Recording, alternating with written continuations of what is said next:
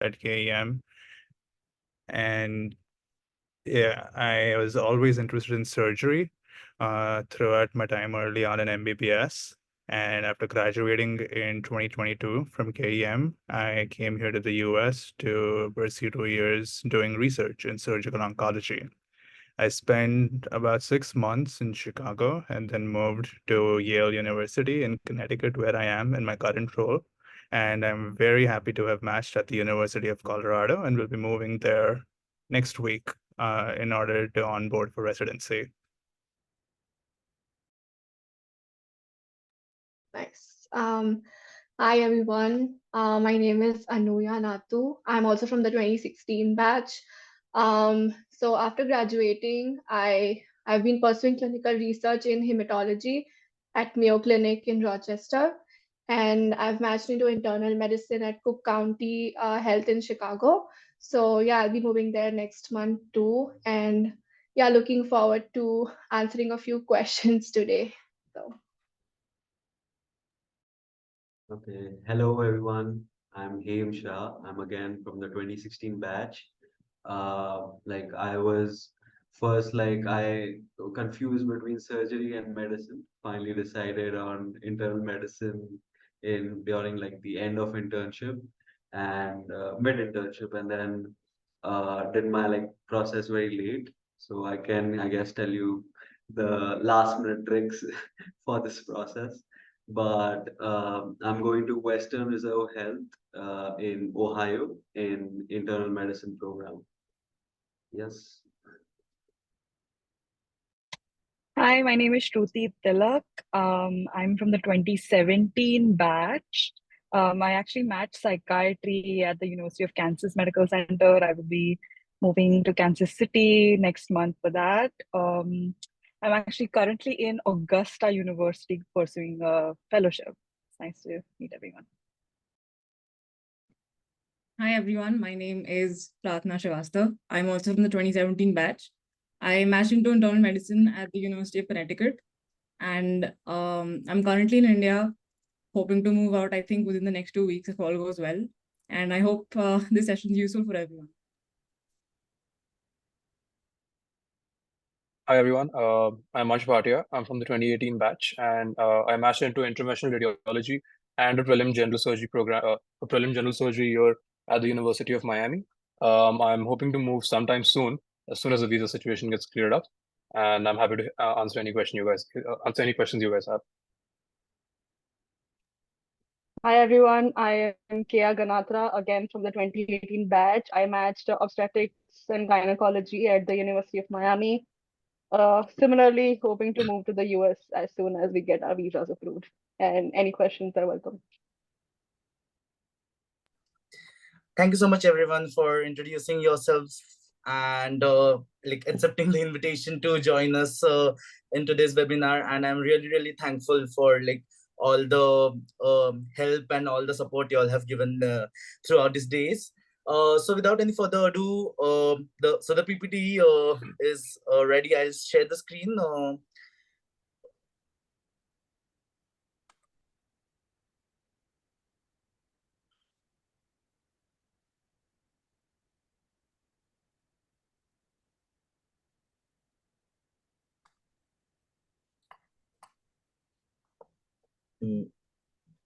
Yep.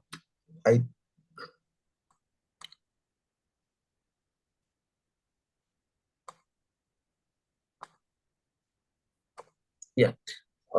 Again, thank you so much to all the people who have joined here for understanding more about the US residency pathway. And so just a small disclaimer that all of the information which will be presented in today's webinar is only for educational purposes, and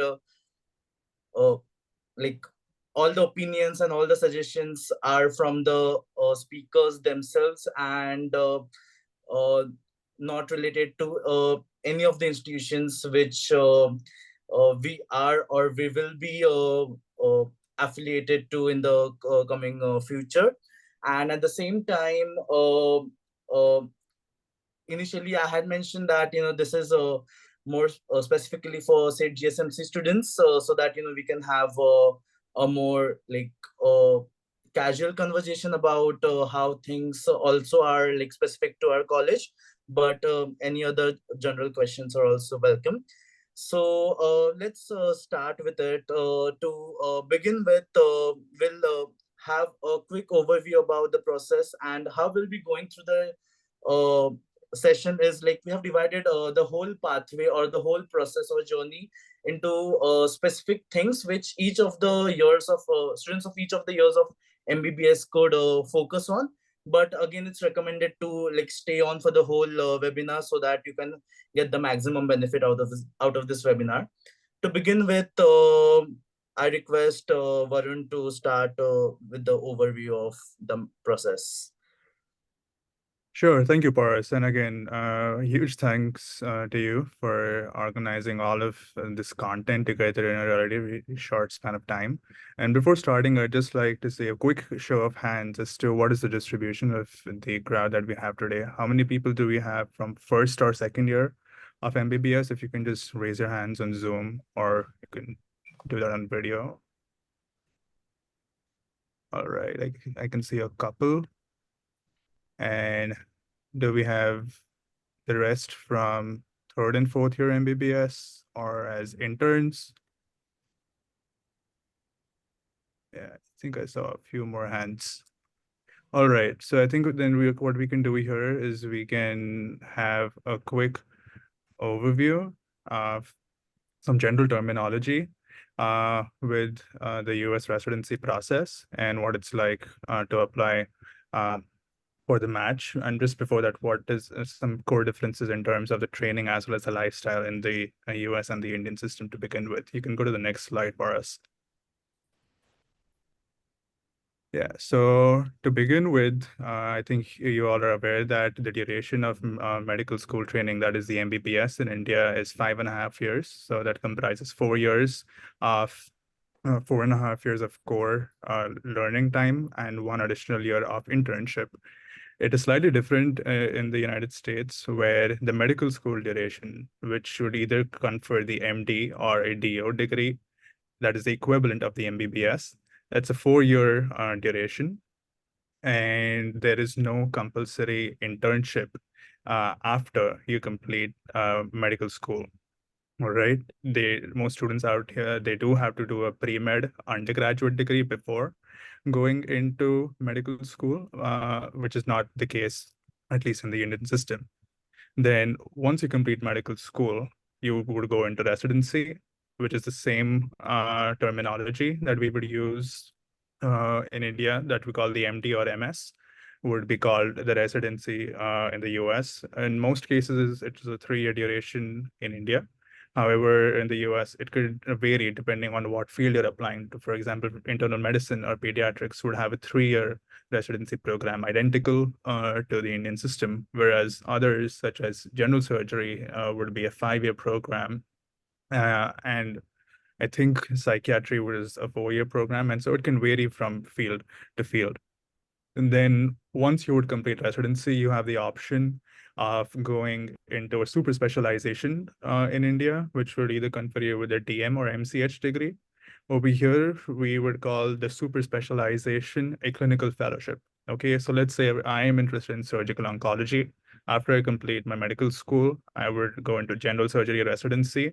And then whereas I would go into a MCH surgical oncology program in India, I would be going into a surgical oncology, or what we call as the complex general surgical oncology fellowship in the United States. And the fellowships also can vary from durations depending on what field you're going into, from 1 to 2 years, whereas the equivalent super specialization programs are usually for 3 years in the Indian system.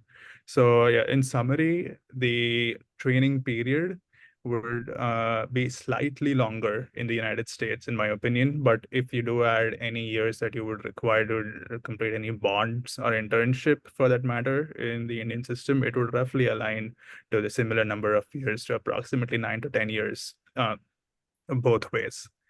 So As you would already know, after graduation of MBBS in India, you would do your internship, whereas it's not a case over here in order to, before going into a residency program.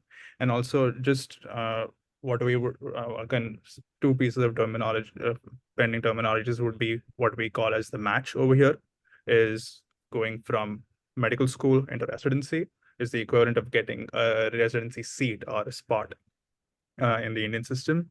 And mostly, yeah, we refer to faculty over here as attendings, not attendants. Okay. And those would, and they usually are addressed by the last name as, let's say, Dr. XYZ versus so and so, sir and ma'am. That's something that's not as commonly used over here.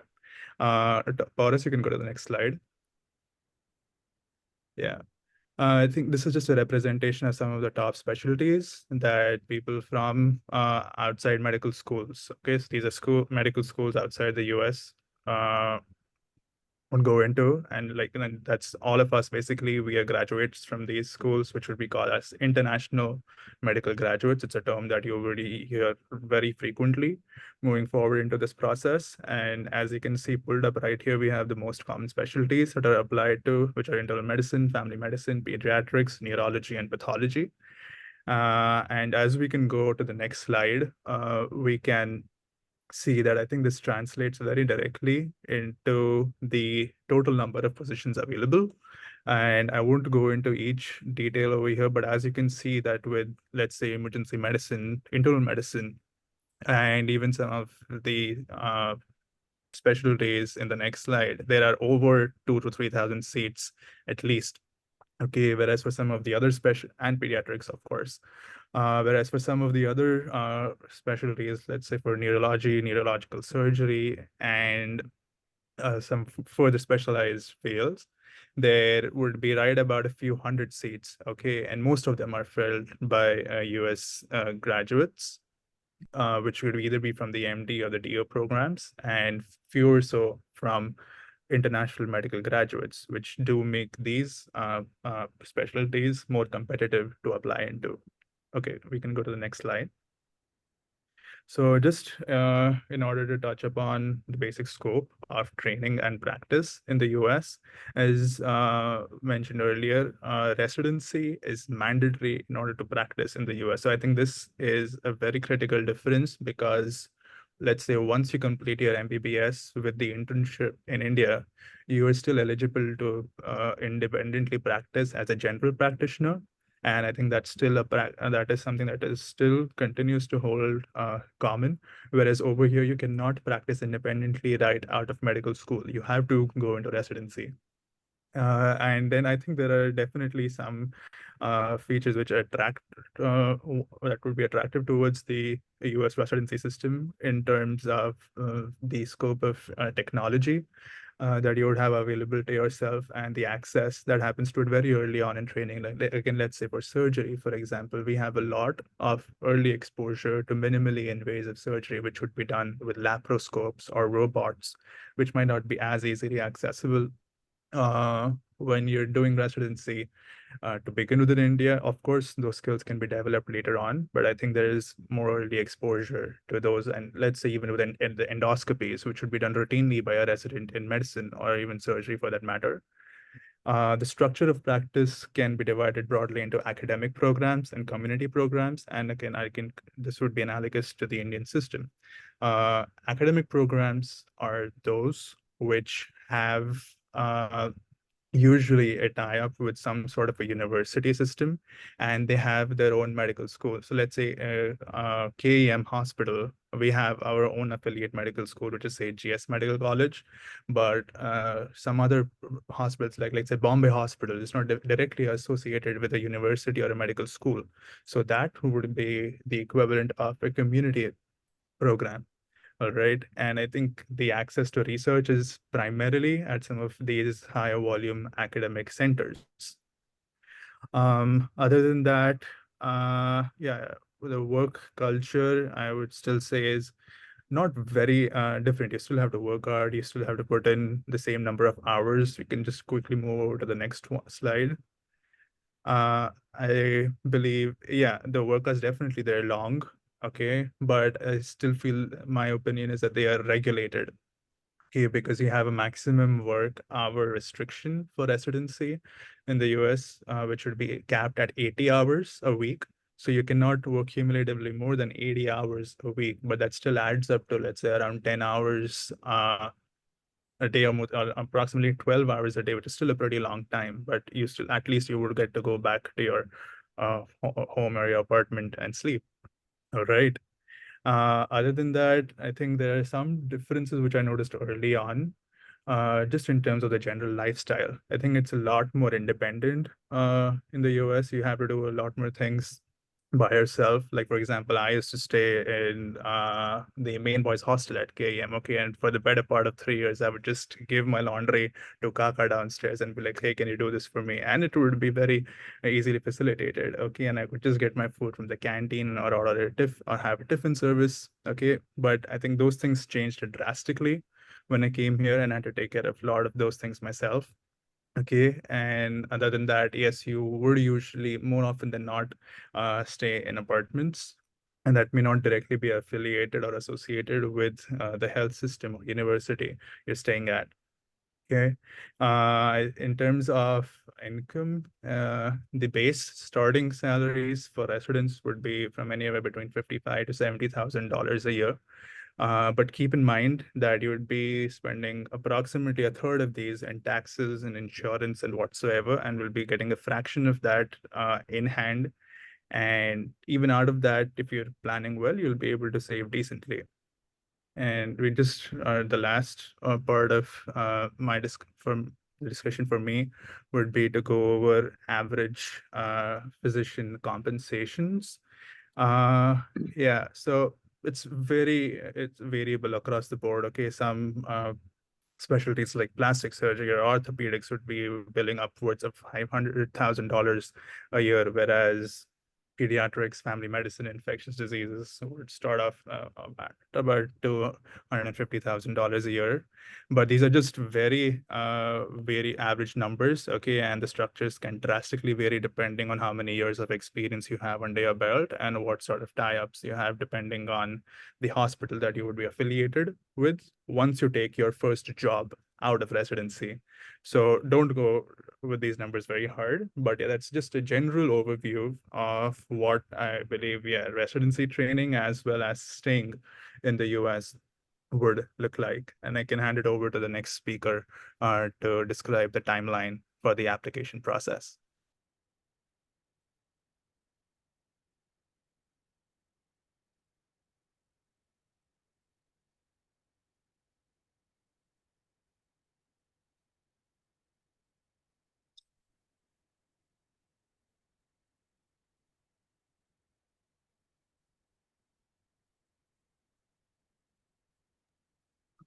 Who do we have next, Pauras?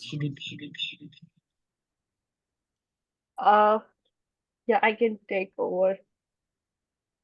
So, while we're looking at the timeline, you have to realize the major difference between applying for NEET or next, as it might be for some people. I really don't know when that's coming up. And the USMLE is this is not a one exam, one and done kind of thing. You can't sit for 3 hours, clear the exam, and then you get a seat.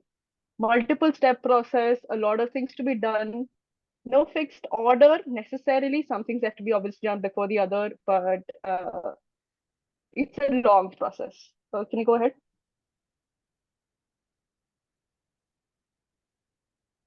Okay, so broadly, overall, you have to give two exams at least. Step exams, as they're called, there's step one and there's step two. There used to be two parts to step two before COVID hit, but that changed and they introduced the pathways in between that. That's something else. And then you have to do, well, not compulsorily you have to do, but you should be doing electives, maybe a little bit of research, sometimes research years, and then finally the match process. So one thing you have to understand as international medical graduates, there is a body called the ECFMG, which is the primary regulating body for all foreign medical graduates or international medical graduates, through which all of our processes, including our exams, our application goes through, up to our visa processes. So that's the main body that you will be dealing with throughout the process. Again, first step, step one, USMLE step one, which cannot or has to be given after you finish 2 years of medical school. So you cannot give it without clearing first and second year of medical school. It it covers the first 2 years of medical school also. We'll talk about that a little bit. Can you go to the next slide?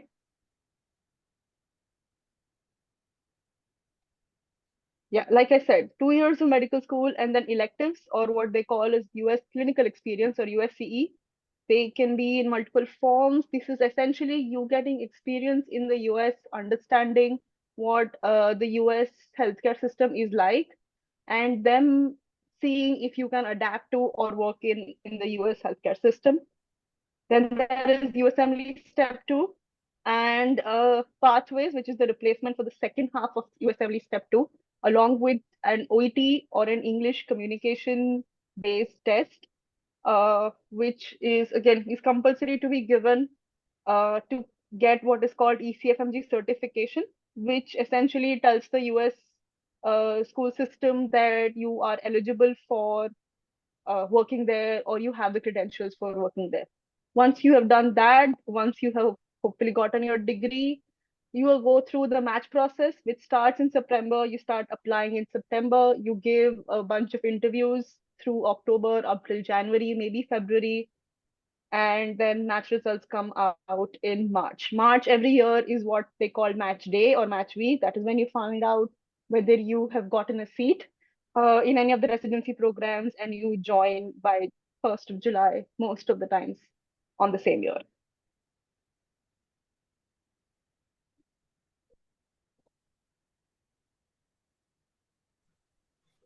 So here, can we like just for our audience, can we just have a quick round of can all of you speakers tell about your timelines of when did you begin your MBBS program, like when, like what is your admission year, and followed by when did you take decision to go through this pathway, or this USMLE journey, and when did you all take the respective steps and electives and so on.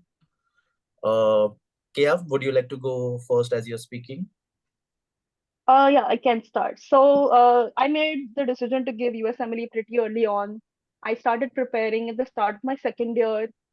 Then I gave my step 1 after the second year was over. Once I could apply, I obviously had the bonus of a very long second year because of COVID. I went for electives and I gave my step 2 during internship after I finished my final year, because the third and final year was a little rush for us. I applied for match this year, and hopefully I will be in the US in a short period of time. Thank you so much. Anuya, would you like to go next? It will be nice if you also mention your admission year and the actual years when you Sure. this stuff. So I'm from the 2016 batch. So I decided to pursue USMLE around during second year, I would say. And so I gave my step 1 in 2019. So around in August 2019. So during my third year, third first, because PSM and ENT and OPTHAL was quite light at that time. And after that, I gave my step 2 due in 2022 in September. So what I did was, because we had COVID, I had to extend my internship because I couldn't get a visa on time. And so I extended my internship by around 10 months, during which I gave my step 2 and also went for electives once I graduated. And yeah, so after that, I started my job at Mayo here last year. So pursuing a 1-year research position now. That's great. Thank you so much. Shruti?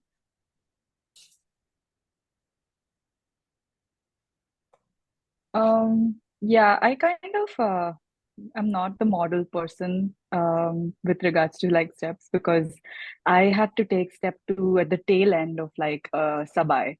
And so I kind of had like a dedicated period for like 3 weeks, and then I gave it in like July, right after I finished my sub-I in May, and then just about in time to like apply.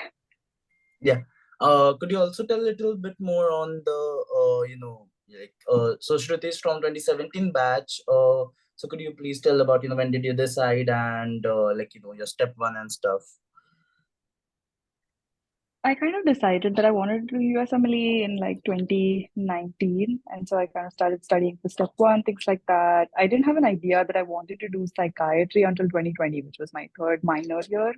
And so right after I gave step one, which was in August of 2020, I kind of declared psychiatry, I guess. And then for the 3 years after that, I looked at electives and then studying for step two, and actually studying for final year kind of took a lot of my time.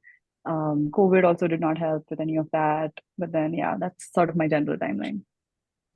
Thank you so much. Varun, would you like to go next?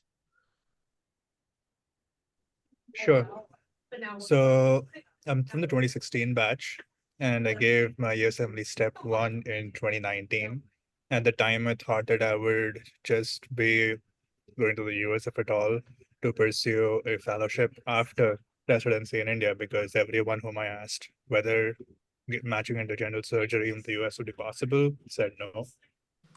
But nonetheless, I gave the step one, like Anuya mentioned, during third minor when we had a few lighter subjects. And after that, I actually was very inclined to go on the USMLE pathway. And yeah, I was fully focused on that thereafter through a third minor and major.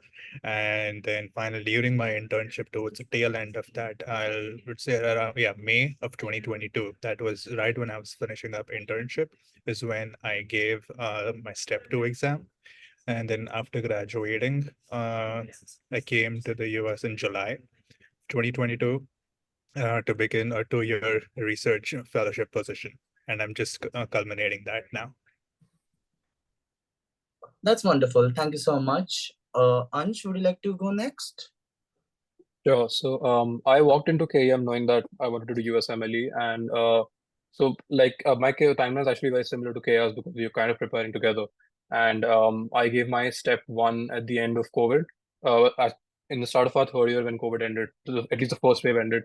And then a few weeks after that, I decided to do interventional radiology. And once I decided to go for that, I started getting involved with research both at KEM with the IR department and in the States. So that was essentially 3 years of, I would say, research plus step two. Then I gave step two during internship and applied for the match. And yeah, that's pretty much it. I'm from the 2018 batch. So that should put things into perspective. I gave step one during 2021 and 2023 was step two. That's great. Thank you so much. Haim? Yeah, so I'm from the 2016 batch, and I'm exactly like not the model person. I started very late.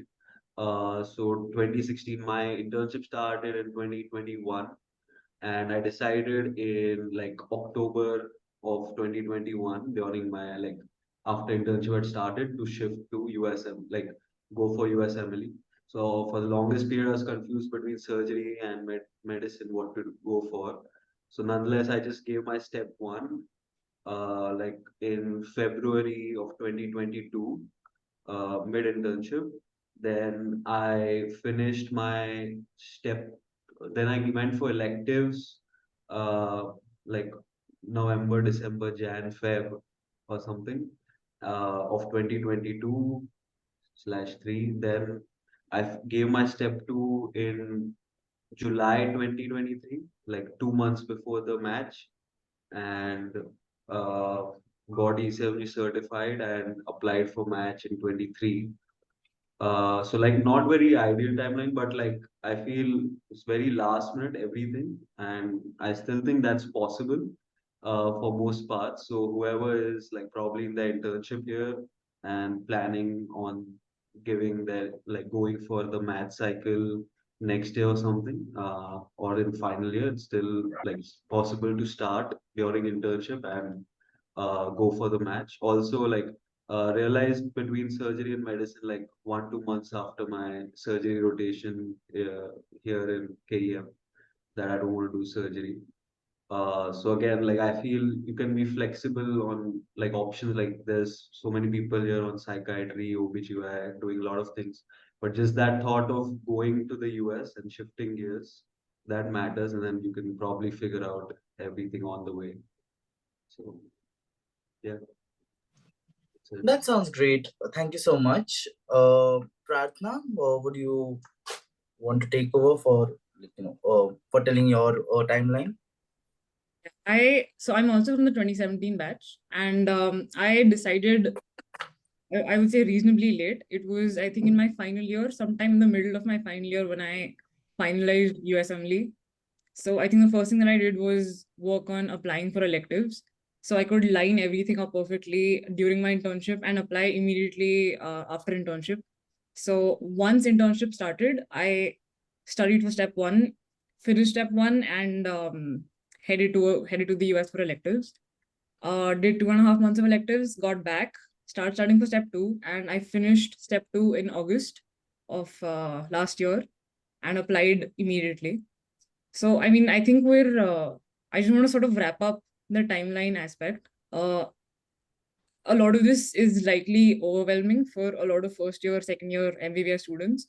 So, just to sort of summarize, what I would recommend is that in your first 2 years, you sort of take the time to decide whether A, you want to move to the US, and B, take on the sort of financial and time burden of moving to the US. So I would recommend spending the first 2 years thinking about that, working it out with your family, as well as applying for a B1, B2 tourist visa, because COVID showed us that that ended up being sort of a rate limiting factor, because like a lot of people couldn't apply on time because they couldn't apply to electives. They'd sort of halted visa applications because of COVID. So I think that's always good to have with you just in case. So I would spend the first 2 years of MBBS doing that. And I think the big emphasis is your CV, because you have the time to do this in your first 2 years. So people will cover this later on, but I'm just sort of giving you a summary. Third year onwards is when you can sit for step one. So I would recommend starting for step one as soon as you can if you've decided. If not, you still can do things last minute, like him said. And final year is when you sort of want to focus on applying to electives. And towards the end of internship, if you don't want to take a research year, that's when you sort of make your mind up and apply for the match. So just a summary, I don't think there's you need to work on everything at once. I think it's good to sort of take it one step at a time. And yeah. Pratna, would you be comfortable also discussing the cost factor and the financial aspects as you're speaking? Sure. Okay, has Yeah, no taken this up? Not really. So, like, if you can, I can like move through the slides as well. So can we go to the table that has all of the expenses so we can start with that? Yeah, I mean, I have made it slide by slide, so yeah. Okay, so I think the slides itself are going to be a lot more useful because I don't remember the exact figures, but I will say this. I would say the biggest factor in deciding whether or not to do USMLE is if you're comfortable taking this sort of financial burden, especially since our parents support a lot of us. So the entire, I think, expenses come out to at least around 20 lakh rupees, if I'm not wrong. I think others can weigh in, but does anybody else also want to chip in the expenses part? Then I'll chip in because I have the whole account. Like 20 lakhs perfect, as you said. And if you're breaking the bond, then it becomes 10 lakhs additional, like goes to 30 lakhs. So usually I feel if you can take 20 to 30 lakhs in mind before going for this. Of course, you can make like everything like fixed costs. There are some fixed costs and there are some variable costs. Like I feel we can divide it like that. So fixed costs, like what you will probably see on the slides, like say CFMG registration, which is mentioned $160. Then I think first aid is like 4,000 rupees. Yeah. Oh, sorry. Like all first aid and then your first aid is 800. But okay, first aid is 800. Don't use the PDF and just buy the book. And then I think like a lot of like NBM, like your test material is like say $300 per exam, like $60 into I don't know 5 tests, like he said. But well, like roughly, I think this is too confusing. Like step one, two, three, each are like $1,000. Add like roughly add probably $800 more to it, like considering your UWorld subscription and your tests. So that's like almost $2,000 per exam. One step one, two, three comes to like $6,000. Again, this is not fixed cost. This can be variable. Say, but considering like that $6,000 for this steps, then for your like probably two US visits, $6,000 each. Like for the with the flights, your elective expenses, everything included, and that would be like 6,000. Two visits, 12,000. Um, 6,000 as I said. So 18, we are already at $18,000. Um, then like $5,000 to apply to programs, which is like almost a fixed cost. So that's like $23,000. Then what else is there? You guys like So the hidden costs. Okay, like visa agent fees.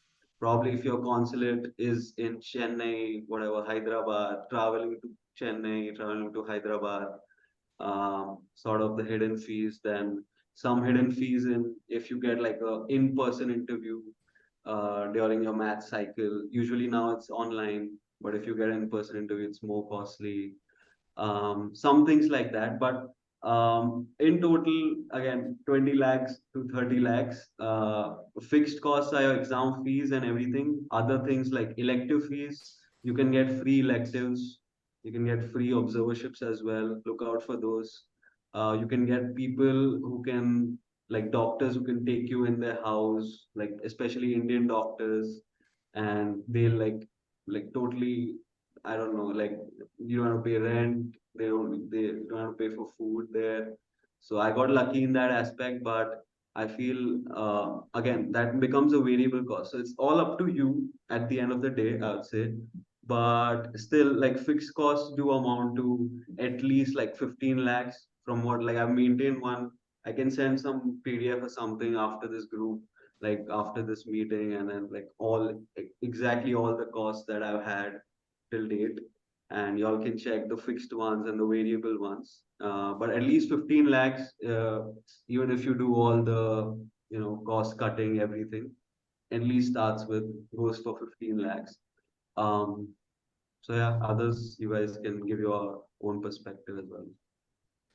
Uh, I'll just chip in one thing from my end that I don't know. I think it might be different for your batches. Like I think it was different, but for at least for 2018 or 2019 batch onwards, we have like two bonds. Like one for the service and one for not going abroad for 5 years. So each one is 10 lakhs. So this is for KEM students, by the way.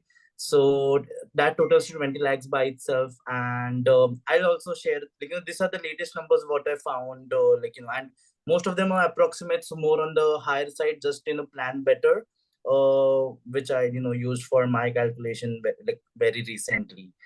So I think, yeah, so overall, like that came like for including everything, on a on a higher margin, it came to like 55 lakhs or something. uh Anyways, so, and again, ECFMG is trying to change their portal to my Intel Health, which was supposed to be during January of this year, but it hasn't been rolled out yet, and the costs may change and so on. So I think it will be best to keep yourself updated, for the changes in the costs as well. So for so for the next part, I'll hand over to Kia. Kia, would you like to take over? Yeah, I can do that.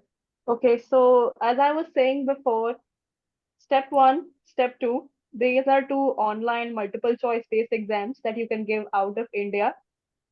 Step three is a practical exam you have to give in the US, but it's not required for the match process. So we'll focus on the first two steps first. Step one, like I said, needs 2 years of medical school experience, has to be given after second year. he showed the average scores. Now step one scores don't matter anymore because as of 2022 January, I think step one has become a pass fail exam. So I think a lot of people have stopped studying as much for step one, is what I've noticed after the pass fail thing, because it doesn't matter, your score doesn't matter. But I will tell you from my personal experience, you study as hard as you can for step one, because your step one base covers more than 50% of your step two knowledge. If you don't have a good step one base, you will have a hard time studying for step two. Can you move ahead? Like I said, you have to start preparation when you decide to make, when you have made the decision that you want to go to the US and you want to give USMLE. One good thing is if you start early on, the USMLE step prep is comprehensive enough that it builds your knowledge to the point that it will help you not only for MUHS, maybe not for MUHS because those exams are just rote learning, but for your practical exams on all of that, it will give you very good knowledge. It will form a very strong base and give you an edge over your other counterparts, over your batchmates. So I know it's expensive, but it's something that if you want to go through, it will definitely help you. Okay, so step one, like I said, it covers the first 2 years. The main point of step one is for them to test if you've understood the physiology, the pathology of a disease, and can you diagnose it based on the clinical features, the symptoms, and the lab investigations as such that they will give you. So most step one questions are clinical vignettes, what we call them. It's essentially they're giving you a case in writing and they will ask a question based on that case, whether they will ask you to identify diagnosis, whether they will ask you what is the ideal treatment and what is the mechanism of the treatment, whether they'll ask you the underlying pathology behind it. So everything up to can you identify what the disease is and how it works is what step one is. Like I said, online, MCQ based. One difference from our first 2 years, it covers behavioral sciences and ethics and biostatistics, which is not so much a focus in the first 2 years, which is something that a lot of people falter on. But there are a lot of resources that can be used to catch up on that. But that is something that I would suggest you pay special attention to. Yeah, so you can see the disciplines that are covered. Like I said, pathology, physiology, and mechanism of action of pharmacology are the most commonly covered subjects. Behavioral sciences, ethics, and all around 10 to 12%, but those are the ones that generally make a difference in your scores. Another thing for scores, very important, is this is not you get one question right, you get +1 on your scores. Step scores are generally based on a curve. It depends on how everybody has done using those questions in that specific period of time on your score. So it's not like you get 100 questions right, you get 100 points. If you have gotten a question right, that only 10% have gotten right, your score increases. If you have gotten a question wrong, that 80% have gotten right, your score drops drastically. It is based on percentile and on the curve. We call it a steep curve if it's a more difficult exam, a lighter curve if it's a more easier exam. So that makes a lot of difference in that too. So you can't get the easy questions wrong because that will really drop your score.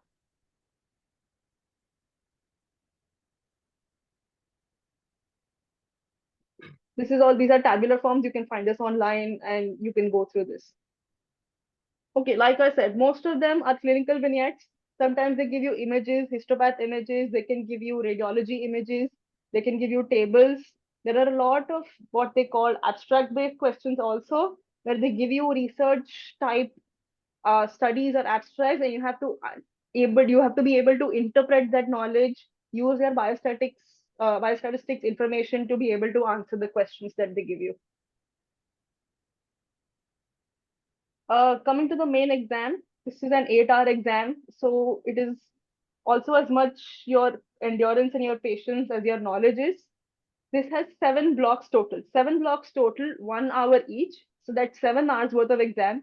And there's 1 hour which covers 45 minutes of break and a 15 minutes tutorial time at the start of your exam, which you can finish the tutorial in 5 minutes and the 10 minutes is added to your break. The 7 blocks generally have around 40 questions each, so that makes a total of 280 questions. Sometimes 2 or 3 questions are clubbed together as a series of questions in the same this thing that may vary, that may make it 38 or 39. Okay, so this is what a question on step 1 would look like. If you want, I'll give you like 30 seconds to read it through.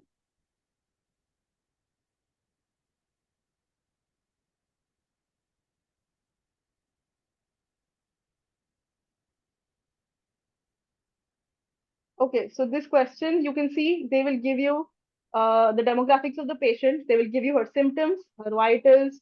They will give you her lab results, her radiology, everything, all the investigations. Most of the times are given to you on a standard clinical vignette question. And like I said, you have to either diagnose it or they will put a picture. They may not give you lab values. They may put a picture, a histopath examination, and you have to identify it based on that. Or they will ask you how do you treat it, and then they will ask you the mechanism of action of the drug that you would use it, one drug over the other based on the specific of the patient. If you look at this patient, you can see she had signs of excess androgens in her body. She has hirsutism, she has amenorrhea, increased facial hair growth, and all of that. So that would indicate one of two: either increased testosterone levels or increased other androgen levels, but her testosterone were normal. Her androgens are elevated, and there's a mass from the ovary. Based on this, I don't know how many of you can diagnose it. So if it's an ovarian cancer, granulosa cell tumor cannot be, it causes increased estrogen levels. Teratoma generally not. Thecoma also generally does not cause any symptoms because of hormonal changes. Sertoli Leydig tumor, known to cause increased androgen levels, generally causes the increased androgen levels and the effects that you can be seen.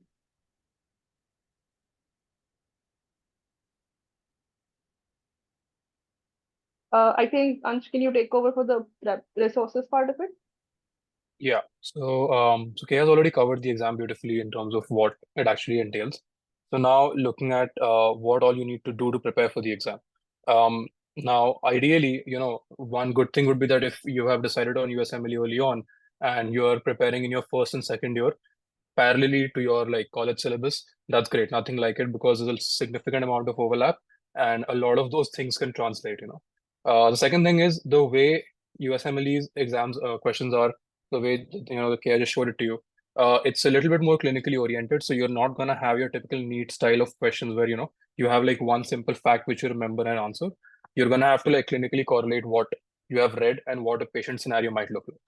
So now you have, Pauras, can you just move to the next slide and just show me the next like set of resources they have? Just go back. Yeah. Okay. So I hadn't added that to the slides. I thought no worries. I will just, that's fine. I'll just speak about it. So basically you have a bunch of resources for step 1. For step 2, it's a little bit more limited. But for everything that you have for first step 1, the best resource is the one which works for you. Okay, like I'm sure you all must have heard about UWorld First Aid, Anki, Pathoma, B&B. There's a million resources out there for step 1, but you have to use the one which works for you. Do not go after a resource which does not suit you. You'll just end up wasting time. Experiment a little, choose 2 or 3 major ones and stick to them. But one thing I would say, 2 things are non-negotiable: UWorld and NBME. Like you have to do UWorld and you have to do NBME. I know with step 1 going pass fail is kind of like a trend where people do like 20-30% of UWorld and like give the exam. I think that's extremely risky because like it's not worth failing, because a fail on your step can be significantly it's a very big red flag, especially as a non-US IMD. It's very difficult to overcome that. And even if you pass, like I said, it's very difficult to study for step 2 if you don't have a proper step 1 base. I completely agree with her that it forms at least 50% of what you cover for step 2. Now, in terms of your resources, you can majorly divide them into your traditional books, which are kind of like clinical microbiology made fun, or first aid. First aid is obviously the most well-known, and people, I'm sure everybody on this call has seen it, at least in the library. So first aid has everything in like a very short annotated form, and you're expected to add more things to it as you do your own prep. And it's a really high yield resource, but it's not something that you can use individually, because if you do not understand the way the question is being asked, that simple one line, which the underlying information will not make any sense to you. The second and the most important are your question banks. So that's your UWorld, Amboss, Kaplan, I think there's a couple of others like osmosis and stuff. But so in terms of QBanks, UWorld is like the gold standard. You have to do UWorld no matter what. Second option, you should ideally do Amboss. So the way I would recommend that you go about this is that you sort of save UWorld for like a little bit into dedicated, and you have like a throwaway QBank, something like Kepler or maybe Amboss, which you just use on like a temporary basis to, get a feel of the exam and understand the resource. Once you're done with that, you shift to UWorld. It's going to be a lot easier settling in. Then you have your video resources like BNB, Pathoma, and I think Dr. Najib's videos. But personally, I have not used a lot of video resources. I know Pathoma is good. It's considered the gold standard. But BNB also works great for a lot of people. So again, it's all about mixing and matching and seeing what type of resource works best for you. Then coming to your dedicated period and resources. So ideally, when we used to have a score step 1, we used to have at least a 2-month dedicated study period. Now you can probably get away with something like 3 or 4 weeks. Do your NBMEs properly. Do at least like 4 or 5 of the latest NBMEs. I'm sure everyone here who's given the exam can attest to the fact that you will have a lot of repeats or at least very similar images and everything from your NBME questions. So that's that for step 1 prep for the most part. And Pauras, can you go to the Does next one now? anyone else also want to chip in for like step 1 before we go ahead to step 2? Pauras? If I can add just the one resource, I think Ansh will also agree with me. The one resource that we have used from the start, we used through both our step exams is Anki. It is a How could I forget? flashcard-based app, which covers everything. It covers UWorld, Amboss, Pathoma, BNB. We didn't have to do Pathoma and BNB because it was covered by Anki. Very effective to use. It doesn't take a lot of time. It doesn't take a lot of brain power. It's free on most devices. 10 on 10 would recommend that you should download and try them. 100% agree with that, especially if you're like early on your step prep, and especially if you're in first year, man. Like, I really wish I had started Anki in first year. I did it during COVID, and I genuinely wish I could have just done more of it. And see, starting Anki can be kind of intimidating because it's very confusing, like how to download it, how to get the right deck, and everything. So after this call, if anybody wants like help setting up their Anki, just let me know. I'll send you the proper resources with like getting started. Or maybe I can send it to Pauras and he can send it in the group for everyone. Yeah, sure. I think that can be better. Yeah. Anyone else wants to chip in from the speakers for step 1? Yeah, I just want to add one thing, and this is sort of echoing what Ansh already mentioned. He said that whatever works best for you is the ideal resource, and I could agree more. What I will say is that a lot of when first and second year MBBS students ask me questions, a very common worry is that should I be finishing Pathoma? Should I be finishing Sketchy Micro? Should I be finishing all of this as I study for my MEHS or whichever exam within college? And I will say that at that time, whether that's first year or second year, pick a resource that you are completely comfortable with. If at that moment it's Marrow, so be it. That's all right. It's only when you decide that, okay, 8 months from now, I'm giving step 1, that's when you switch gears and stick to USMLE resources. And your gold standard, like he said, is UWorld, First Aid, and NBMEs. And for all you know, you may never need Pathoma, you may never need Anki, you may never need Sketchy. What you do need is these 3, and it's perfectly all right. I know it's very difficult to get off the FOMO train at the start of MBBS, but it's all right if you're sticking to Marrow or just standard textbooks. That's completely okay. It's when you decide for your, your timeline, you know that, okay, now I've entered third year and I'm sure that I want to give it this year. That's when you need to do the resources that you finalize. And like he said, you can experiment and try a little bit of everything. And that's when you can sort of aim to finish all of those things.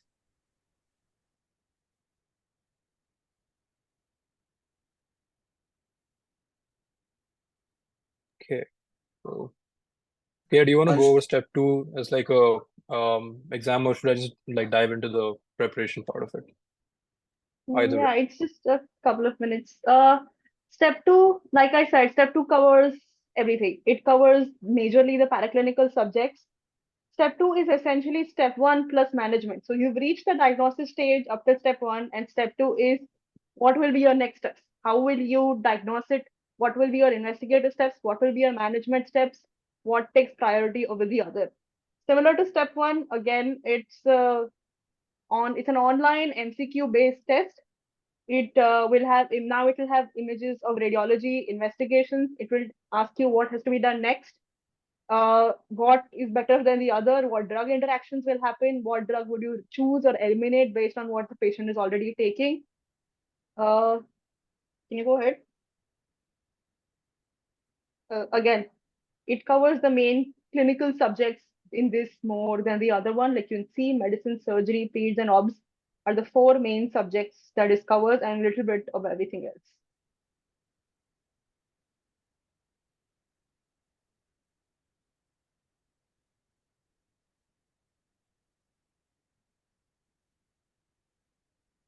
The exam again is very similar to step one. Only difference is there's one extra block. So there's 8 blocks of 40 questions each, roughly. That comes up to, like she said, not more than 318 questions, because of 2 or 3 questions may be clubbed together in the same clinical vignette set. So total of 9-hour exams, similar 45-minute break, 15-minute tutorial. How to go about the exam, that you can find a lot of videos on YouTube on how to actually go about on the day of the exam, how to plan your breaks, what all to take with you, how can you increase your break time, or how can you be more efficient. So one thing definitely has to be kept in mind once you get actually into the step exams is you don't only have to test your knowledge, you have to test your speed. You have 40 minutes, you have 1 hour to solve those 40 questions, and you cannot go back to them once you've moved on from that block, once that 1 hour is over. So timing yourself is very important in both of these exams. Sample questions. Actually, would some final year want to come and help me in this question? Is there anybody who wants to come up?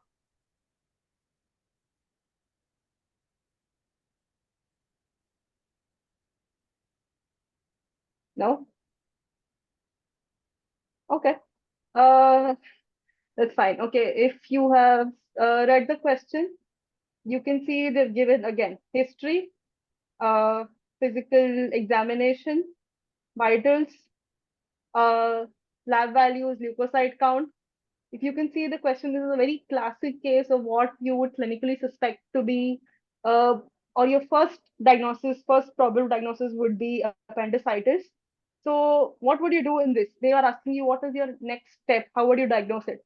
So now what is important to remember, and what actually they want you, they want to see whether you can identify whether the patient is stable or not, whether you can go to diagnosis or you have to go immediately to management. If this patient was unstable, which would indicate a ruptured appendix, I would, they would first go to surgery. But because the patient is vitally stable, you go first for the diagnosis, which in appendicitis is generally CT scan. You can't do an USG, you can't really see bowels on USG. Upper GI series will only show you the upper GI tract, not the lower GI tract.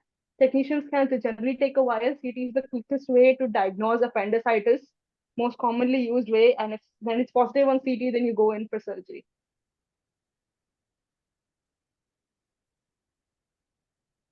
Don't you want to take over?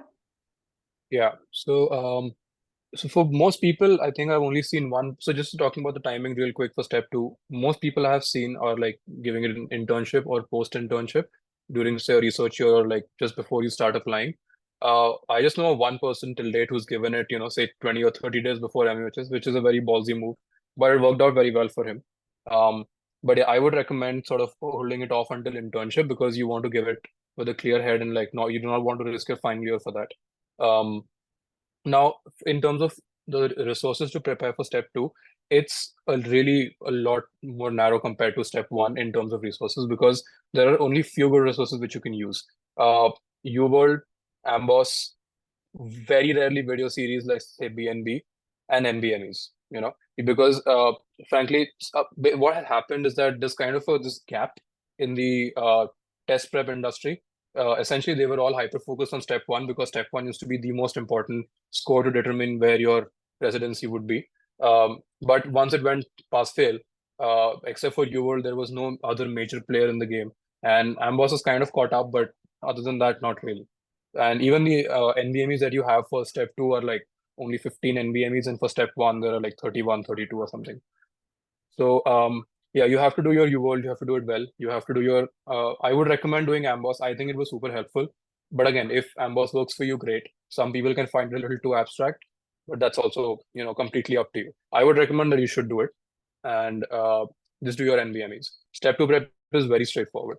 And in terms of the actual exam day, just to follow up on what Kea said, I'll give a shout out to Dirty Medicine's biohacks for the exam day. I'll send a link to that to Pauras too, so he can share it in the group. I think that was like a super helpful sort of schedule for what to do on the day before and on the day of your exam. That sounds great. Thank you so much. We have a question from Sonia, which we, if you can take real quick, is Amboss Q? Do you have to use Amboss QBank or Amboss as a reference resource? I did both. I absolutely love Amboss. I'm a huge Amboss stan. And so Amboss, like if you have the library, it's super helpful even during like your clinics and for like looking up anything in general. It has usually the pertinent point and it has like a clinician mode too if you have the advanced version or like the paid version. And for the QBank, I would highly recommend it because I think that it helped me ease into UWorld a lot better than I would have without Amboss. But again, I would want the other speakers to also pitch in terms of their step 2 prep.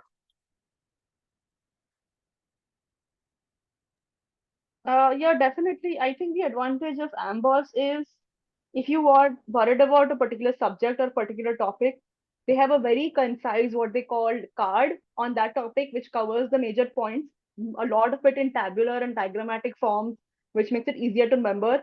And then you can straight go to the questions based on that topic. You can immediately revise what you want to do, or you can mix and match. So it's a very quick revision point on something where you're not sure you have gotten the grasp of that topic.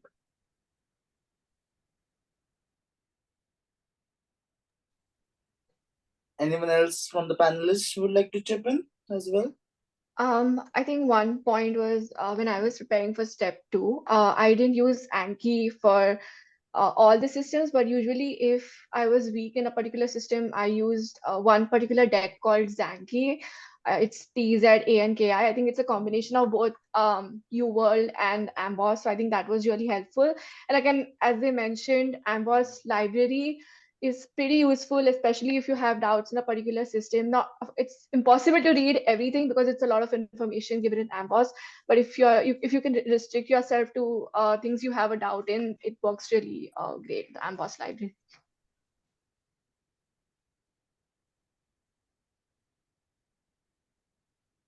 Thank you so much, Anuya. Does anyone else wants to add on, or should I move on? Actually, I will just add one thing. I forgot about this originally. So Anki has a built-in Amboss add-on. Like you can download it, and Anuya hinted at this, and it's super helpful to like whenever you're looking at an Anki card and you're not sure about it or you want more information, you can just hover over the selected topic and they will like show you everything about it, and you can even open like the Amboss card next to you in the browser. So I think it's a super helpful tool. If people already use that, then great. But if not, hopefully you guys do in the future.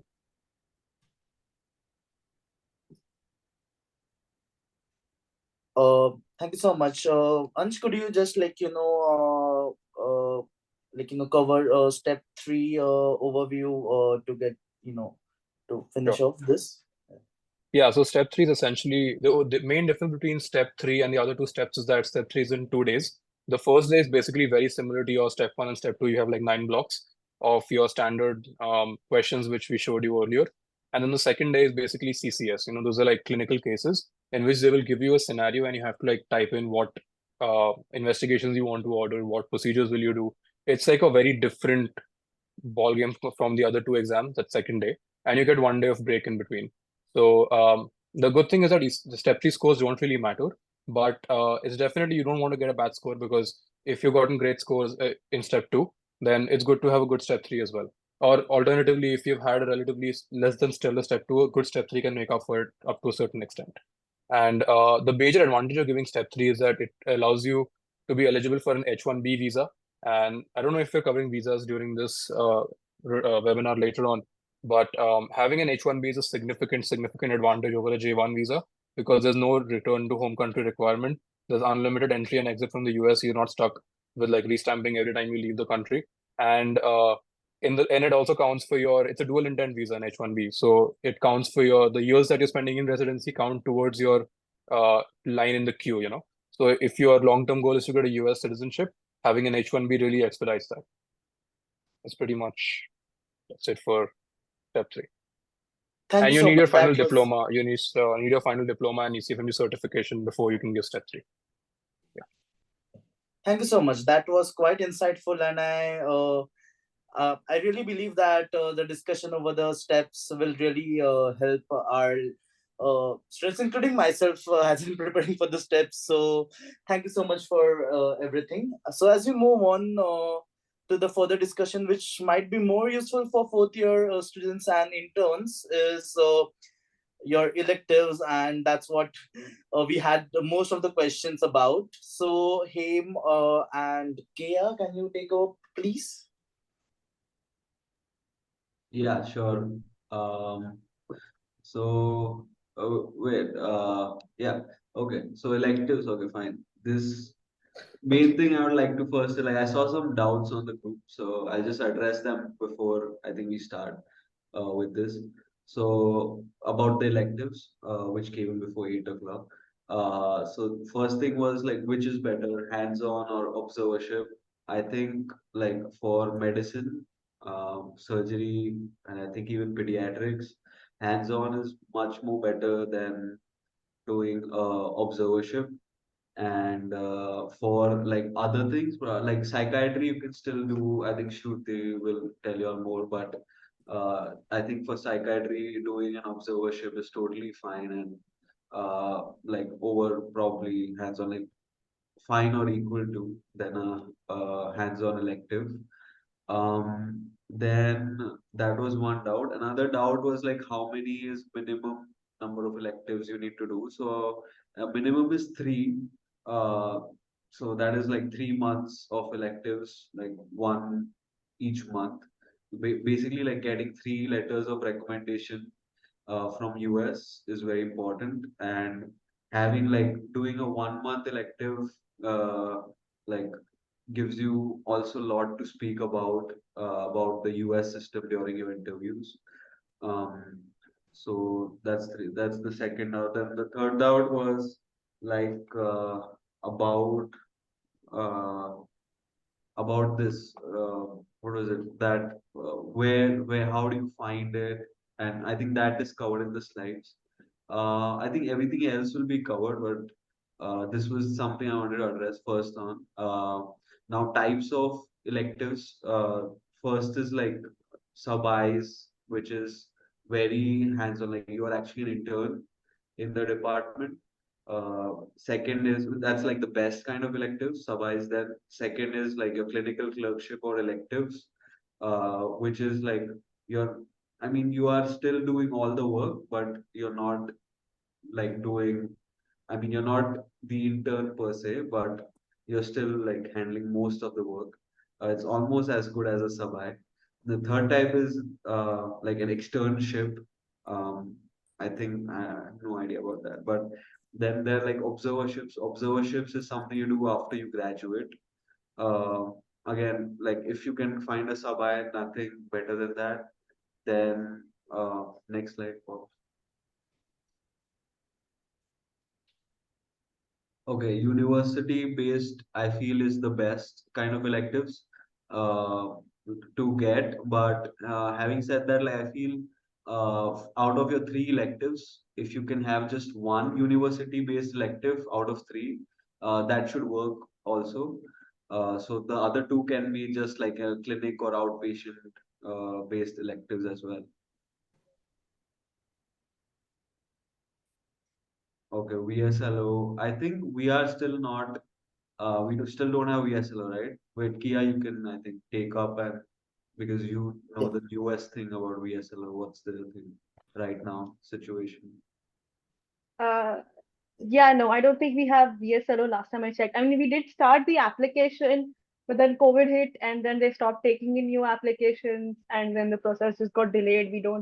I don't think we have VSLO last time I checked. Yes. So I can chip in more to that. So like after COVID, Abdullah, and then I also tried to continue the process, but it's still not open. Basically, VSLO themselves are not they are saying that they are not starting new affiliations or partnerships right now. But hoping to the website says that they're hoping to roll out in 2024. Not yet started, but yeah, that's about it.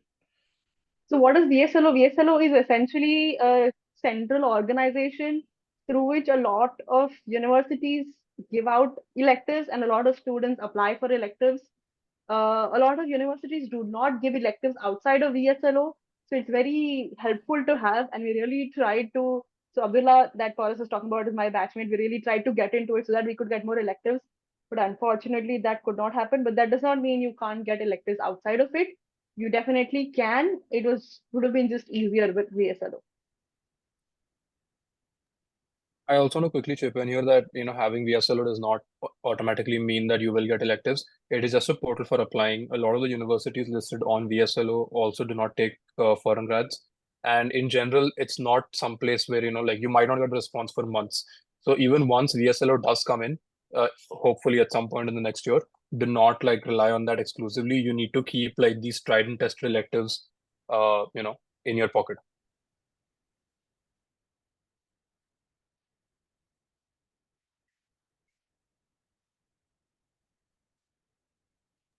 Yeah, I think this is properly mentioned. Like on top of my head, like applying to everyone applies to Cornell, Yale, uh, Cleveland Clinic, and like these three university electives. Wait, which one? Which is what is it? Sinai Baltimore and University of Kansas and Mount Sinai. I feel these six, like everyone from KM, I think applies to. UIC is a very hit or miss. Like they just give rejection. They all gave us rejections in a day, so you can still apply. It's free to apply, and but nonetheless, not so much worth it. FIU, everyone keeps it as backup. So FIU is like not considered the best of electives, but it's good if you don't have any university electives. You can always go and go for it. What I else? think last time I checked, FIU needed an association with your school to accept. We couldn't apply because of that. And Cornell has turned to VSLO. So now you can't apply to Cornell unless you have a VSLO. No, Or Cornell has not this most of them. separate program. So Cornell was this was a thing that was quite troubling for a lot of our juniors, but they have a separate link. If you go onto the Cornell website, there's a non-VSL, there's a VSL, a separate registration and individual registration that you can do. If you just look around on the website, you can find it. So Okay. And for FIU, I had applied very recently in December, and I got accepted for me, but I did not go. I did not accept the whatever. I did not confirm the acceptance, but I think FIU is still accepting. Okay, perfect. Like I think we can just talk about which ones we did, so they have an idea like which university electives we did. Like I went to Cleveland Clinic, then I did two other private electives, and I think Kia, you can just. Yeah, even I went to Cleveland. The advantage with Cleveland is a lot of these electives, they take a tuition fee and they take an application fee. So you have to pay when you're applying, and then you have to pay $2, $3, $4,000 to actually do the elective. Cleveland did not have that. Cleveland was giving no tuition fee, just a basic application fee, which is very good for me at least. And I got an acting internship or a sub-I in Cleveland, which was very beneficial. I would definitely say I got a lot of my US clinical experience from that. So Cleveland is definitely a place to go to. Only thing I would say is a lot of these places work on first come, first serve basis. Even if you have a stellar application, if the start date starts today and if you apply 6 days also after today, it's very likely you'll get rejected because they get a lot of applicants and they don't just consider the ones that come in late, especially the university ones. So I would say look up what they want and apply on the day that the application starts.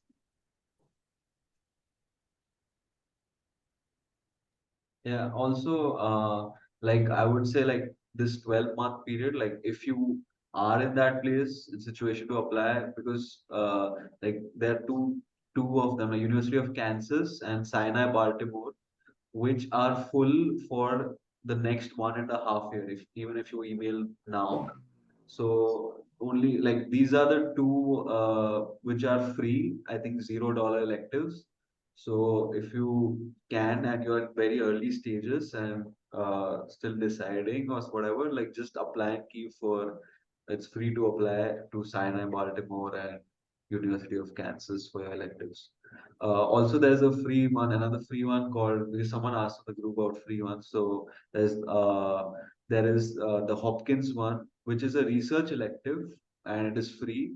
So you can go for Uh, it. And another, I think Pauras, you went for it. yeah, Hopkins is not technically free. It's like 500 bucks actually. Oh, it changed. Okay. Yeah, I mean, the observerships, like if the universities have a formal affiliation with them, so they do have like clinical electives which are for free, I believe, but research electives are like 500 bucks. But I think that is on the lower end of Very everything lower else. end. Yeah. $500 for with almost considered free for Hopkins and $400 for Cleveland Clinic. So that's I think the lower end ones. Then Yale is higher end, like $3,000. Then Yale is sorry, 4.2, right? $4,000. UAB Yeah. is $5,000 and Cornell no more. Stanford is 6.4. Yeah, Stanford I think doesn't give LOR though. That's Yeah. the caveat. So I mean, you can apply for application is just $200-300 for like majority of these. So you can still apply and then decide later. But I would also say like you can find a lot of free electives based like if you do like cold emails. Like first thing I would say was what I did was head out to all your like probably relatives or like दूर के रिश्तेदार or दूर के even like engineering those friends who have gone and are in some universities.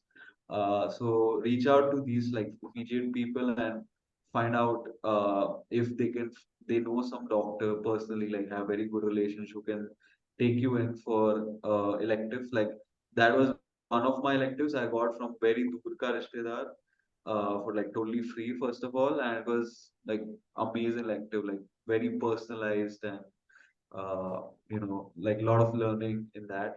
Another thing is, of course, like reach out to your immediate seniors about like which is if there are any more free electives and like to alumni of KEM on that alumni group or whatever, so they can guide you. Then the third line would be you go and cold email, like say you find some doctor like in the US which you whom you want to work with, or some doctor in Cleveland Clinic, some doctor in Yale, not in Yale.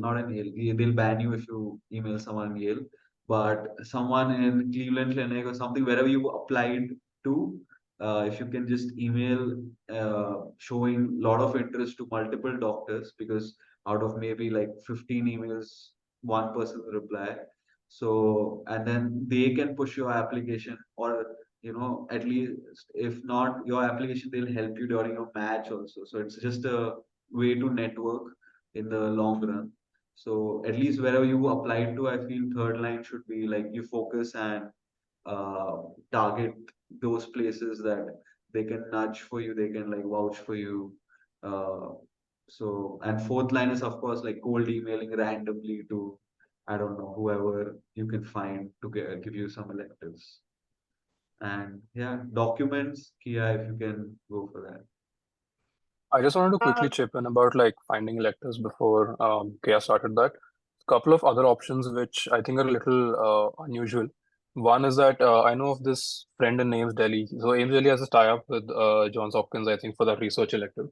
He went for this 2 month research elective, and he formed like a really strong bond with this GI surgery or like a GI med attending over there. And then on the basis of that attending, he networked and like he got an elective at Johns Hopkins, a proper clinical elective on which you could get a clinical LOR. And the second thing would be you can, so on every university hospital website, you can like look up their faculty, and each faculty page usually has their undergrad college listed. I have heard that people usually have good success if you target people whose undergrad is from KEM, because they're more likely to help you out, obviously, it's the same alumnus. Alternatively, you can go to DJST and look up the Alumnus Association. They usually have a record of where everybody is, or at least was at some point. And you can at least get an email address.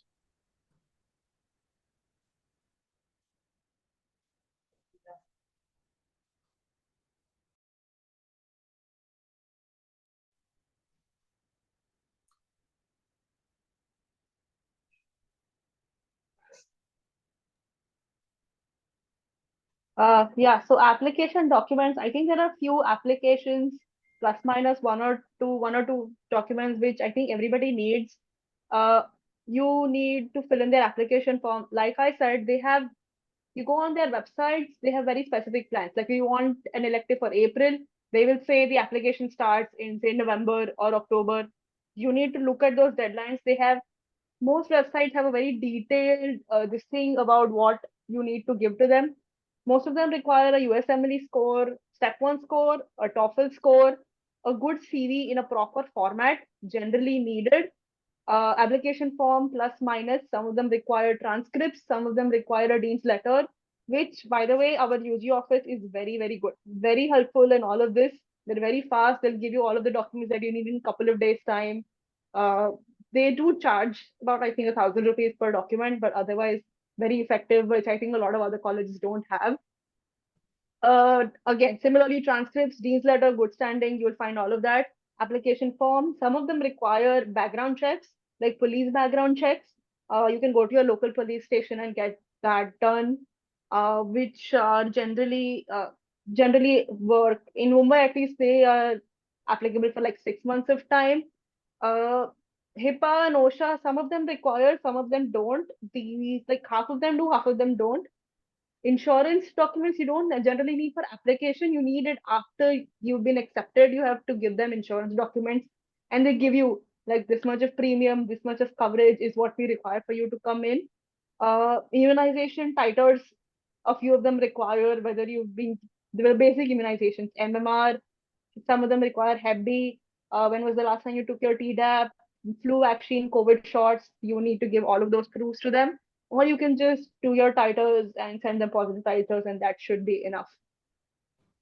Yeah, I think so. And personal statement, again, personal statement, something some of them require for the electives, very important for your actual match. This personal statement is essentially them wanting to know what you are outside of your CV. A very, very important document for your math cycle. I think it will come up ahead. But I think the earlier you start working on your personal statement, the better, because it takes a lot of time and patience to actually create and modify it. So if you have a draft ready for your electives, it will be easier for you to make it up for your math cycle.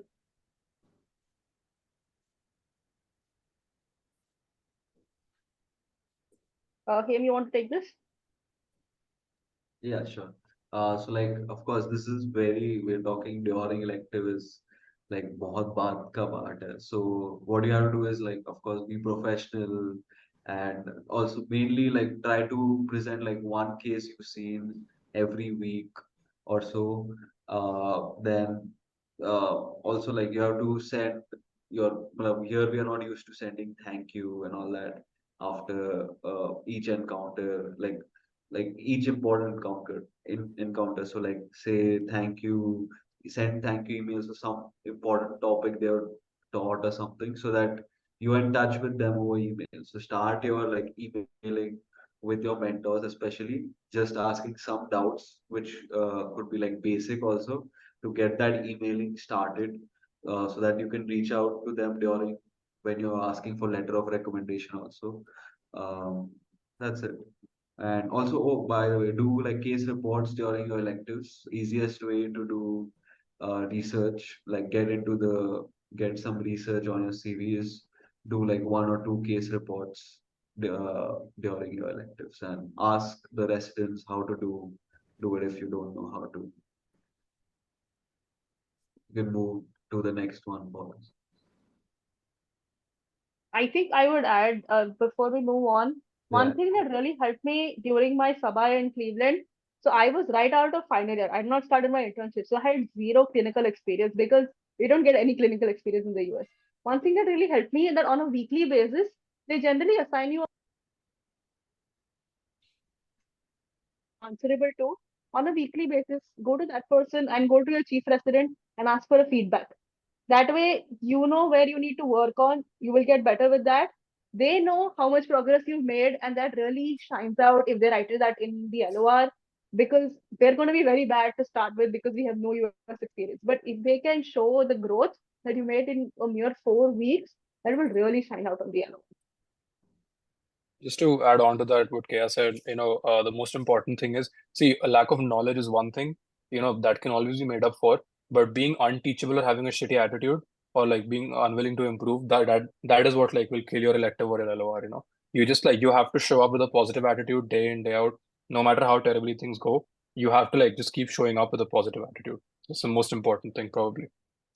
And then most of them are very kind and very happy to teach if you have the right attitude. They're not like professors here who are like just run away, or they will shout at you if you ask too many questions. They in fact love if you ask them questions if you hit a topic that they're really tough to talk about. So do as much as you can. Oh, one more thing, sorry, I wanted to add, like, go 30 minutes before like your electives, like 30 minutes to 1 hour. If it's a Indian guy who's your mentor, go 1 hour before. Because Indian guys there, they are almost the same like they're here. So they like expect more out of you.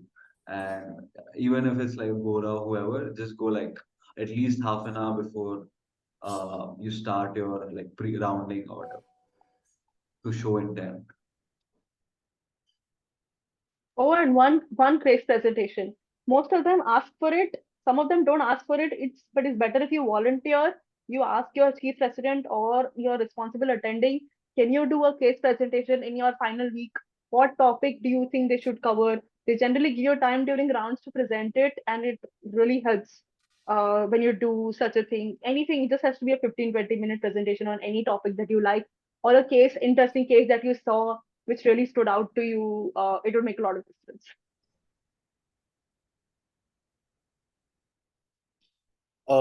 Anuya, Pratna, do you want to add something to this, like how to ace the electives, or how to be your best during the electives? I think I think. Oh, sorry. Go ahead. okay, sorry, just one thing to add. They've covered basically everything. I thought one piece of advice that was useful for me is that when you're applying for LORs, that can be very intimidating, just approaching and attending to ask them for one. I would recommend choosing one of two ways. One is this would be ideal if you've had a little bit of experience, maybe a week or so, and a new attending comes in. It's one way could be to ask them on day 1 or day 2 and set sort of set expectations. Let them know that I'm interested in getting a letter from you. What do you expect out of me, and how can I work towards getting an LOR? So that's one way. You ask them at the start, sort of set expectations bilaterally. Another way could be right at the very end, which is what I think that's the common route. When you've sort of tried your best, you show up every day, work hard, and at the end you ask them, and 9 times out of 10 they'll say yes. I've actually never heard of anyone say no. But yeah, that's just if you feel like you're getting anxious about not having asked them and you'd prefer the first route, that's an option. That's good to know. Anuya, you were saying? No, I just wanted to say that usually in university electives, if you have a 4-week elective, you have a different attending every week. So you need to keep that in mind when you're asking for a letter, and possibly not wait for 3 weeks to ask for a letter from the attending you had in the first week. So just keep that in mind when you're planning out what you're supposed to do in the elective. It's a small tidbit to add to all of that. You want to get your LOR at least uploaded, or at least you want them to write it kind of soon after you get it, after you ask them. Because like a lot of people wait until the match. The attending might have forgotten about you, or they might not have time later on. Like I've heard horror stories about, like LORs not coming through on time, especially because IMGs, we have like a 5-day processing period too for LORs. So I would definitely recommend getting it uploaded to your ERAS, or whatever it is. Get an ERAS token. It costs $50. You can forward it to the next year, and like have it uploaded as soon as possible.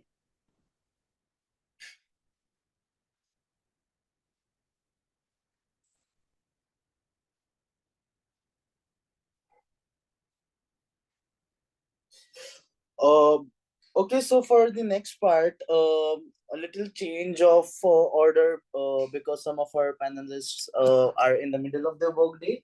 So we'll be taking up the math season discussion first, and following that, we'll take up the other things, like research.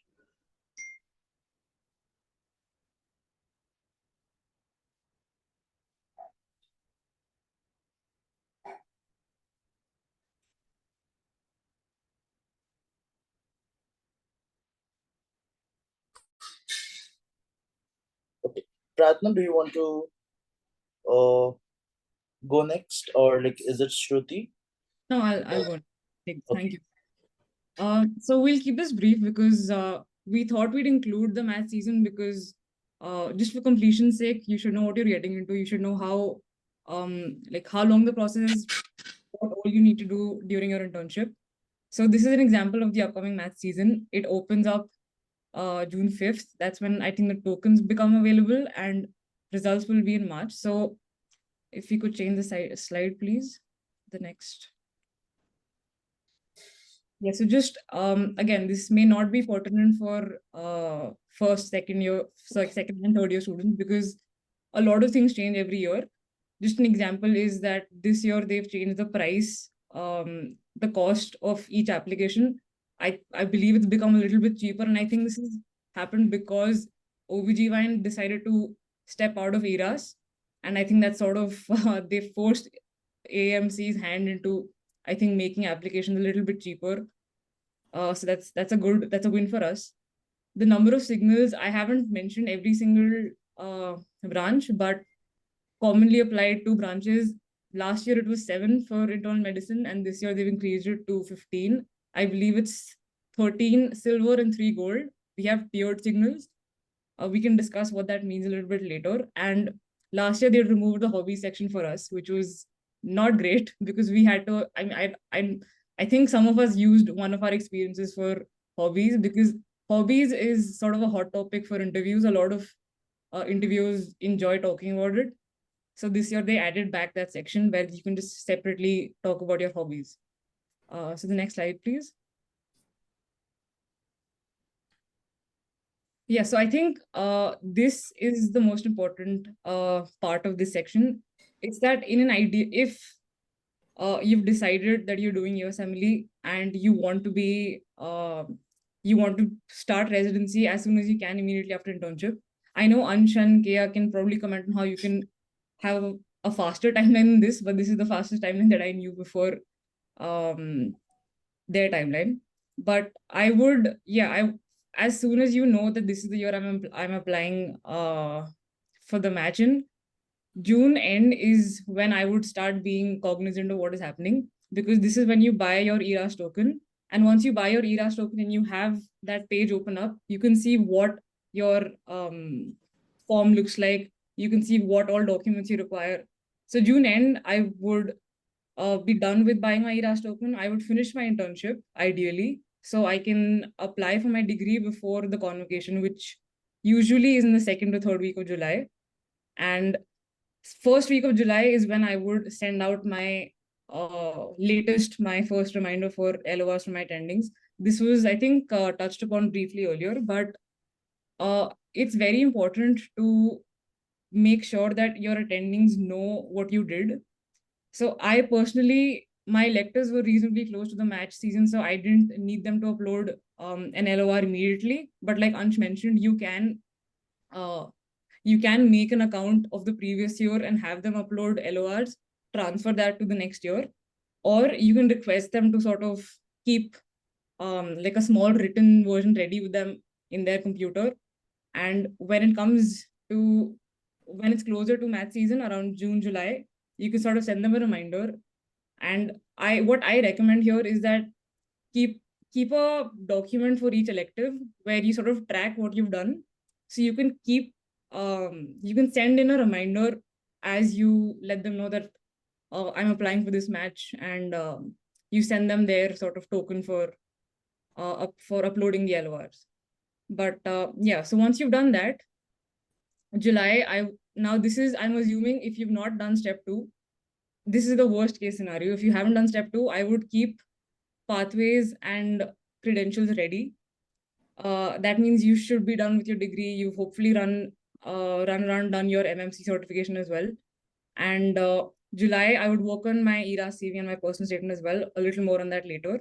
And August end, I would say, is a hard deadline for your step 2, because if you delay it any further than that, then there is a very high chance that you will not be ECFMD certified before applications open. It's not that ECFMD certification is a requirement for every single program, but as non-US IMGs or as IMGs in general, it's a good thing to have with you, because a lot of programs will filter you out if you are not ECFMD certified.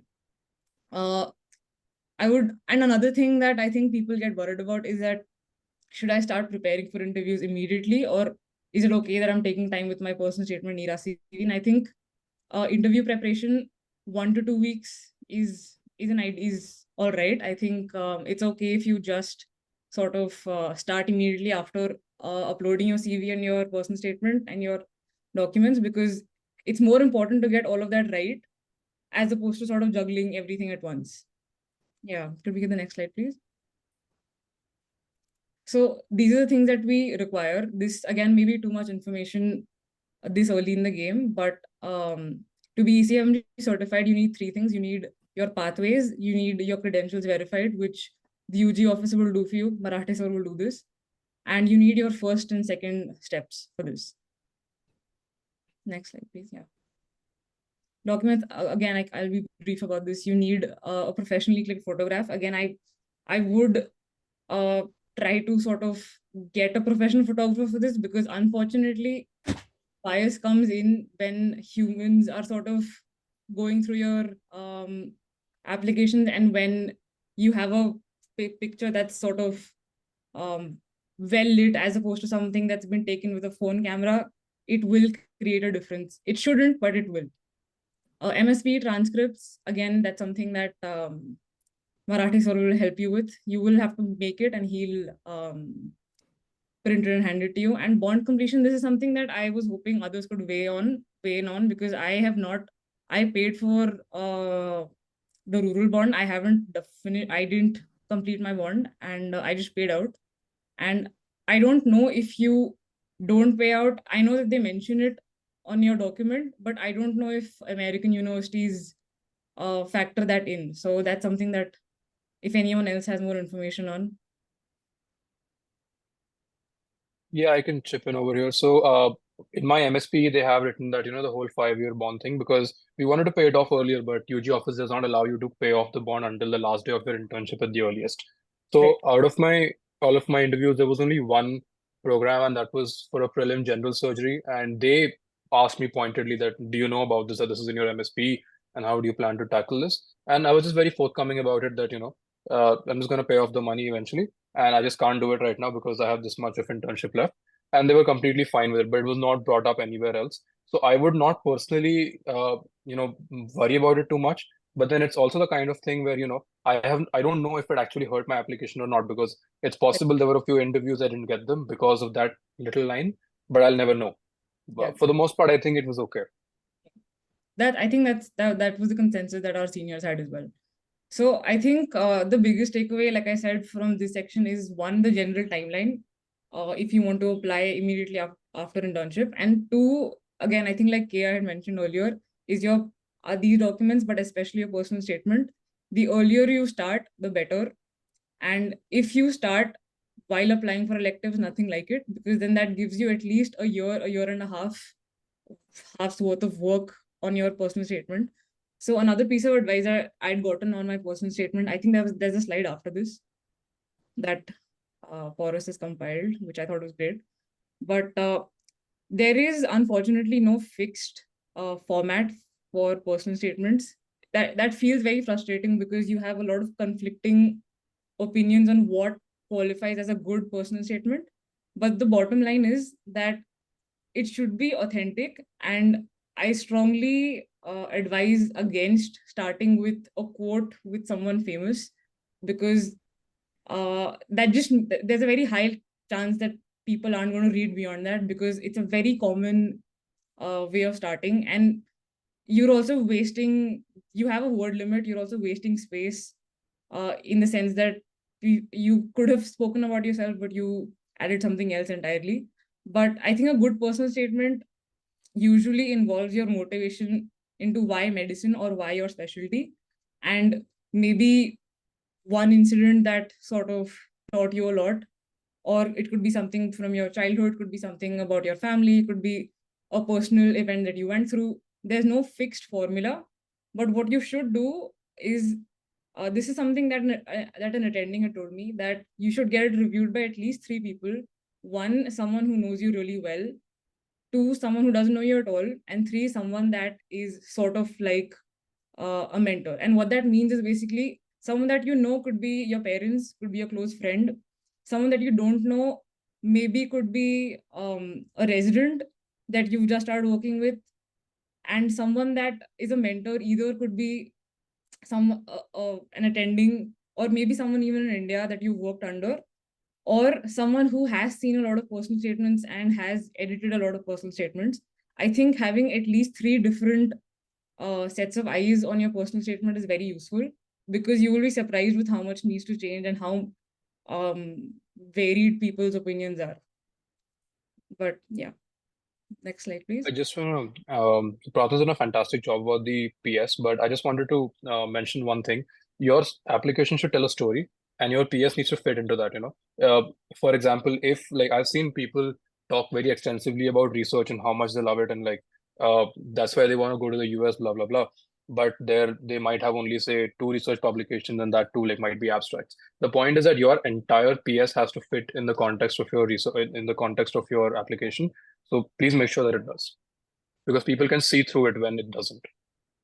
Yeah, and another sort of add-on to that is that you shouldn't regurgitate your entire CV in your personal statement. And conversely, it doesn't mean that you can't mention anything from your CV either. If there is something especially that you want to highlight, like he mentioned research, and if you've done a lot of research and you see yourself getting into academics in the future, then that's an important thing to highlight in your personal statement.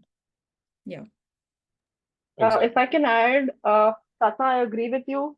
You can't put in your entire CV as bullet points, in like just bullet points turned into paragraphs. People hate that. It has to be you as a person outside of your CV also.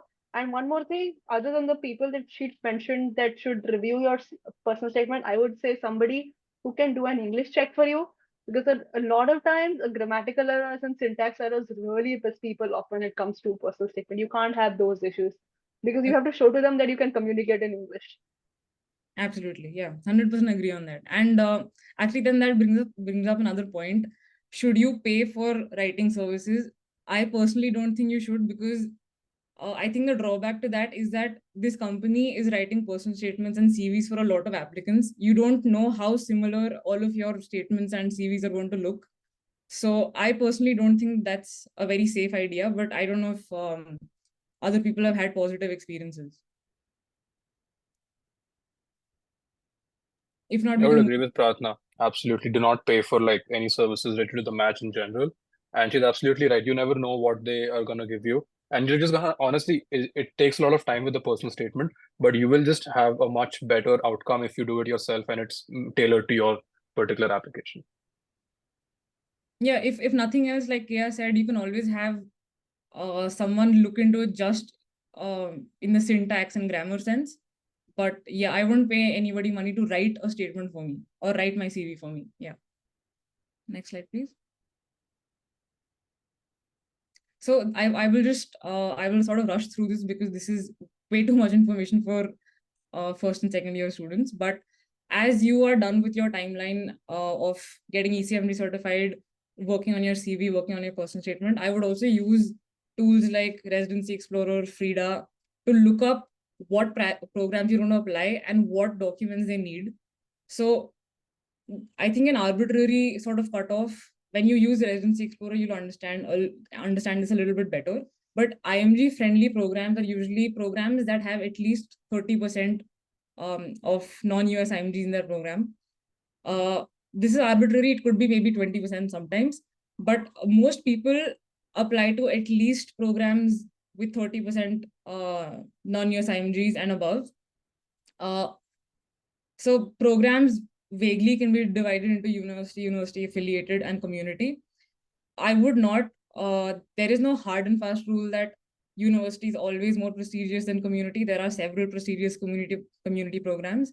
And I don't think you're not always limited in the sense that you could apply to very competitive fellowships through community programs as well. So that's just a common misconception that I wanted to clear. And pre-match programs are programs that offer you a spot in their residency on the condition that you drop out of the NRMP match and accept their offer on the spot. So you drop out of the NRMP match and you have a residency spot at their program once I think you've cleared all the documents, if I'm not wrong. Next slide, please. Yes, I think this again may be too soon for a lot of people, but just a few things to consider. Like they mentioned earlier, maybe US citizenship is high on your priority, so you want H-1B visa more than anything else, and you rank places higher on the basis of that and apply to places accordingly. And like for me personally, I think the only preferences that I had was that one, I wanted to preferably end up in a university program or a really good community program, and B, I wanted to be either in a very diverse city or in a very diverse program, which means the program has people beyond just USMDs. So that was my personal preference. It will vary significantly. A lot of people will maybe put higher weightage to fellowship match rates or prestige, just different things like that. And yeah, if anyone wants to sort of weigh in here, if there are some factors that people need to look out for. I just wanted to add that the kind of selection of programs based on like the arbitrary cutoff of like 30% non-US IMGs is perhaps a little more pertinent to IM or perhaps maybe PE. Right. Yeah. For other specialties, like for me, I matched into psychiatry. My seniors kind of, for me, the arbitrary cutoff was basically greater than 0% non-US IMGs. Just because the number of programs are fewer and it's not traditionally as IMG friendly as IM. But yeah, just wanted to add that. So I think it kind of varies based on your specialty of interest. But yeah. No, that's Absolutely. Sorry, Pratna, go ahead. No, please continue. Yeah, so what Shruti said is absolutely right. I think honestly, any program which has more than a 0% non-US IMG rate is something that you should give a fair shot to, because it means that they sponsor a visa, And frankly, if they sponsor visas, then that's pretty much the limiting factor for a lot of people. So if you see that on Residency Explorer, or like you can see that on their website, I think that program is a fair shot. It's worth the whatever $20, $30 it costs to apply to each program specifically. Yeah.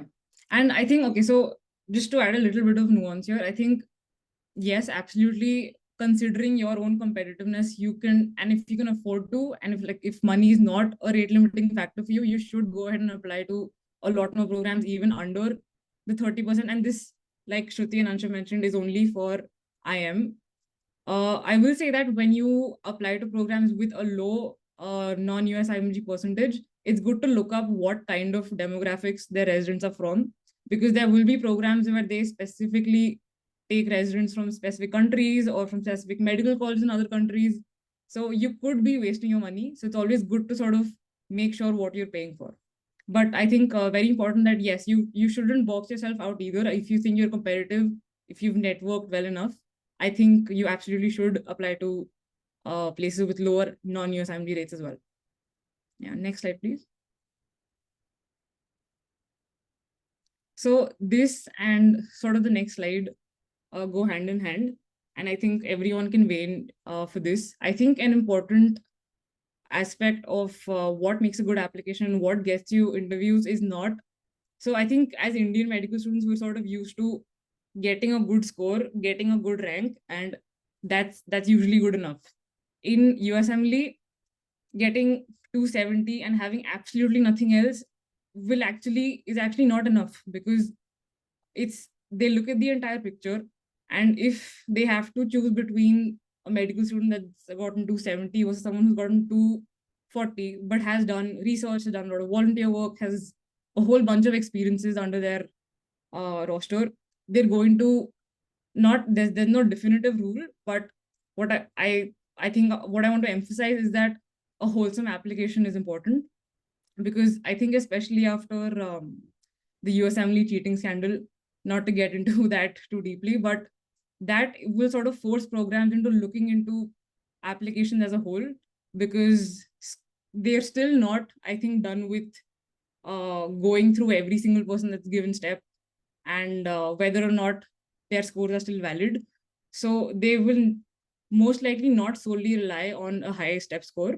So this is where like a strong performance in your elective and a strong LOR, along with a well-curated CV, a very well-written personal statement, volunteer work, research, all of these things sort of are important factors. If you see in the next slide, I think. Yeah, all of these things are important for one getting interviews as well as being ranked higher. And signals, this is something that I think other people will be able to opine on a little bit more. I personally wasn't very sure what to do with signals this year. And I think the best way to sort of approach this now is to assess competitiveness. And this is a very difficult thing to do, I think, in isolation, but see what kind of residents are matching in which program. If you see residents that almost entirely have research years under their roster and you're signaling them and you're straight out of internship and you don't have any research, chances are those programs will likely not send you an interview, because they will be, they probably prefer people with a lot of research experience. Similarly, you see residents in programs that have similar credentials as you. I think that is a safe bet. But yeah, I'd love to hear other people's opinions on what factors they considered while signaling programs here. So for signals, personally, I think that it kind of depends on your specialty, because, as you can see on this graph, if you're applying to something like urology, which I know a few people are from my batch, that's basically big signaling. And like when you have 30 signals, it's a soft cap on your application, because everybody has 30 signals, they're not going to consider you if you haven't signaled them. On the other hand, if you're applying for something like pediatrics where you only have 5 signals, then your signals actually matter a lot more. And over here, I think you can probably divide. So I'm just going to go with like internal medicine because that's the most common thing. And radiology has a similar 12 signals. So what you should do ideally is that you should have like 3-ish signals for reach programs, which you think are probably a little too competitive for you. Then about 50% of your signals should go into programs which are in a similar tier as an applicant as you are. If you're a mid-tier applicant, you want to apply to mid-tier programs.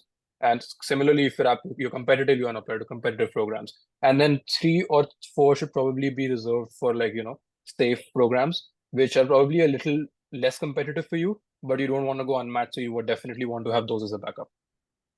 At least that's what I did for DR and IR. Yeah, I completely agree. I think that the tricky aspect of signals is assessing your own competitiveness. But I'm hoping that this becomes a little bit easier now that signals are sort of here to stay. I would say signaling is essentially, especially like for OB, I had 3 gold signals. And out of the 3 interviews that I got, 2 of them were from the 2 programs that I gold signal to. It is essentially you telling your program, I am really, really interested.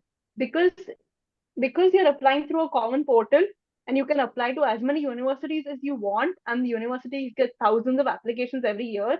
There is no way for them to go through every applicant and every application as carefully as they would want to. So if you're sending them a gold signal, you're telling them, I really, really, really want to come here. You're my top 3 or my top 5 program out of the 100 or 200 programs that you might have, that I might have applied to. So they definitely, and I have heard this from them, they will definitely look at your application a little more closely, especially if you said them what there is a difference between a gold and silver in a few programs, not in the others. But it definitely makes a difference. Yeah. I can, sorry. No. Pratna, so yeah, about OBGYN, like again, from the little insights I got from ECOG last year, like speaking to multiple program directors, I don't know whether that's applicable for other fields, other specialties, but for OBGYN, they were like signaling was something which they would be considering, like for the match season which went by. So they were like signaling something which they would be considering the topmost in the factors to consider to get the interview. Because this was like, I think, the second year for OBGYN to have signals, but they were very specific about, they didn't mind whether like gold or silver, but they were very specific about, wanting to have a signal because of the many applications they get around, like over like 200 or something. They really wanted to know whether the applicant is really interested in the program or not. So that's what the program directors told me. So I think that should help. I think I vouch for that. there's an I can. important caveat. Sorry, just one sec. There's an important caveat here is that a lot of these top programs in general don't consider signals. For example, for diagnostic and interventional radiology, Harvard and Brigham, and I think a couple more like really like UCSF and UCLA did not consider signals at all. I think Harvard even like they straight up said you weren't even allowed to send them a signal. So you have to like really research this properly into the specialty you're applying, because I don't know about IM, but I think it's likely that Harvard didn't accept it for that too. And also, like, there's no point in signaling someplace like IM, some place like Harvard, because everybody's going to signal HMS. So just got to be careful about that. Don't waste your signal, essentially.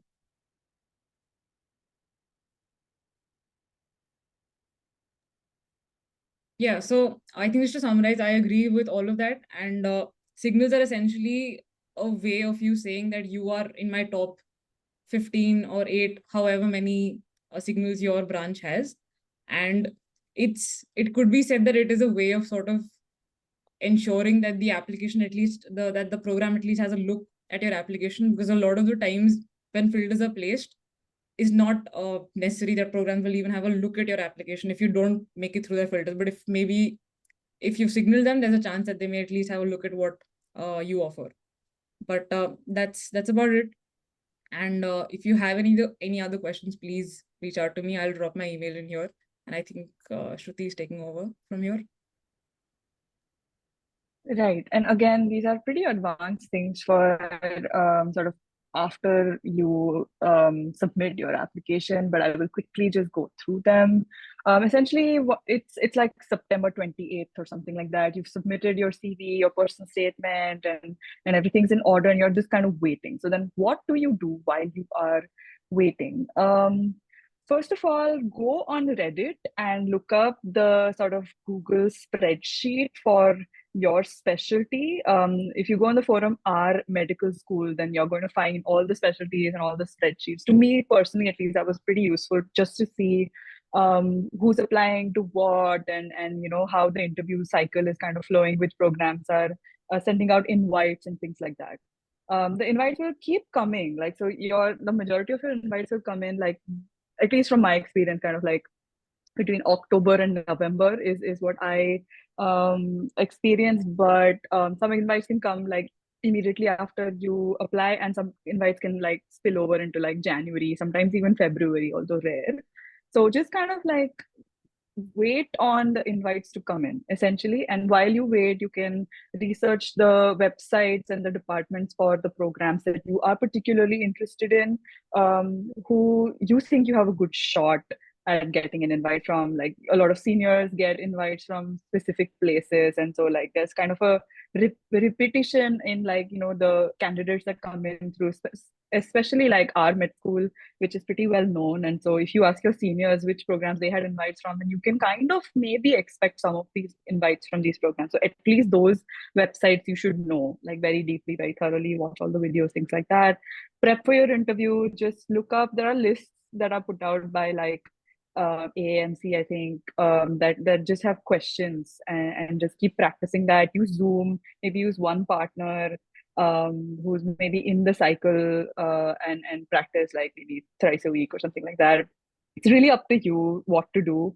Stay clinically active would be one thing also that I would add, because they do ask those questions during interviews. What are you doing? So maybe you can do your bond, or you can do like different jobs, or just say something, have something that occupies the day for you. And then whether or not you should reach out to programs is kind of like on you. Personally, I didn't use letters of interest, as they are called, very widely. I kind of just restricted myself to programs that I felt I had a good fit with. But I would say that if you want to send a letter of interest, make it brief, make it concise, send it out directly to program directors and CC the program coordinators. That's what I was told. That's what I found was effective. And don't harass the programs. So you can send out a brief and concise letter of interest stating why you're a good fit for that program and why they should consider your application. And then for programs that, again, you are interested in or you think you have a good shot at, you can send major updates. Like if you get a publication, sometimes step 3, people give step 3 like during the interview cycle. And so you can just kind of briefly update them. These are low yield things. So honestly, focus on giving the interviews and scheduling them well, and just kind of enjoy the process, I guess. Right, if you can go to the next slide. Also, please feel free to jump in if anyone has anything. These are just like very, very detailed points I'm talking about. Setup for interviews, it's pretty standard. It's going to be like a Zoom format or like WebEx or whatever. So you make sure that you have all of these softwares downloaded on a good computer or laptop that doesn't run slow or doesn't crash, things like that. Just very basic things. Have Wi-Fi, test out your camera. If you feel like the camera is not up to the mark, I would recommend a professional kind of a web camera. I also used a ring light. I don't know if anyone has any like comments on specific recommendations, but I just kind of went on Amazon and ordered the first thing and it worked perfectly. I did not use a microphone or earphones because I felt like I didn't really need them and they can be kind of cumbersome. Of course, AirPods are fine, but I didn't want to rely on another battery using device. And I knew I was going to be in a private room. And so, I personally didn't really see the benefit of that. Background, I would say that if you're going to take it from India or even from, somewhere else, try to make sure that the background doesn't have anything that distracts the interviewer, but you don't necessarily have to like blur your background, have a white wall or whatever. You can have like a mug, a few books that you know about, that if it catches their eye, you should be able to talk about, hey, this is my parents' home, this is my workspace or whatever. Make sure it's neat. Obviously they want professionalism. And then yeah, that's pretty much it. Again, if anyone has any specific recommendations, please feel free to jump in the interview. Essentially what this means is that you're kind of like, it's a level playing field. That's what I've been told. That's the wives' tale. I don't know, maybe program directors don't treat all applicants at the interview equally, but that's actually what I have experienced as well. Kind of, it doesn't matter if you think a program is rich or if you think a program is like settling. If you've been given an interview invite to this program, then you're kind of on a level playing field from the first person that they invited to the last person that they invited. And so, like, congratulations. Next slide. And then, so the interview day itself, honestly, this is kind of very daunting to some people because it's such a subjective format, especially through a screen. Sometimes it's really hard to come across with all of the values and all of the different kind of like virtue signals that programs are obviously looking for. But you have to do your best to be articulate, to be concise in your answers, and to just kind of know yourself. Essentially, it's kind of, you are a human being. They want to see who you are, and then they are also human beings. Their team, ultimately, it's a workplace, and so they want to take someone that they feel comfortable working with. And if they get a good positive impression of you and they feel like you're going to be a good fit with what they have to offer, then they honestly will take you. Like, it's a subjective process which you can honestly use to your advantage. I will add that they really love it when you show active interest in the program, and you really make it a point to ask questions about specific things that you noticed on the website that make you curious.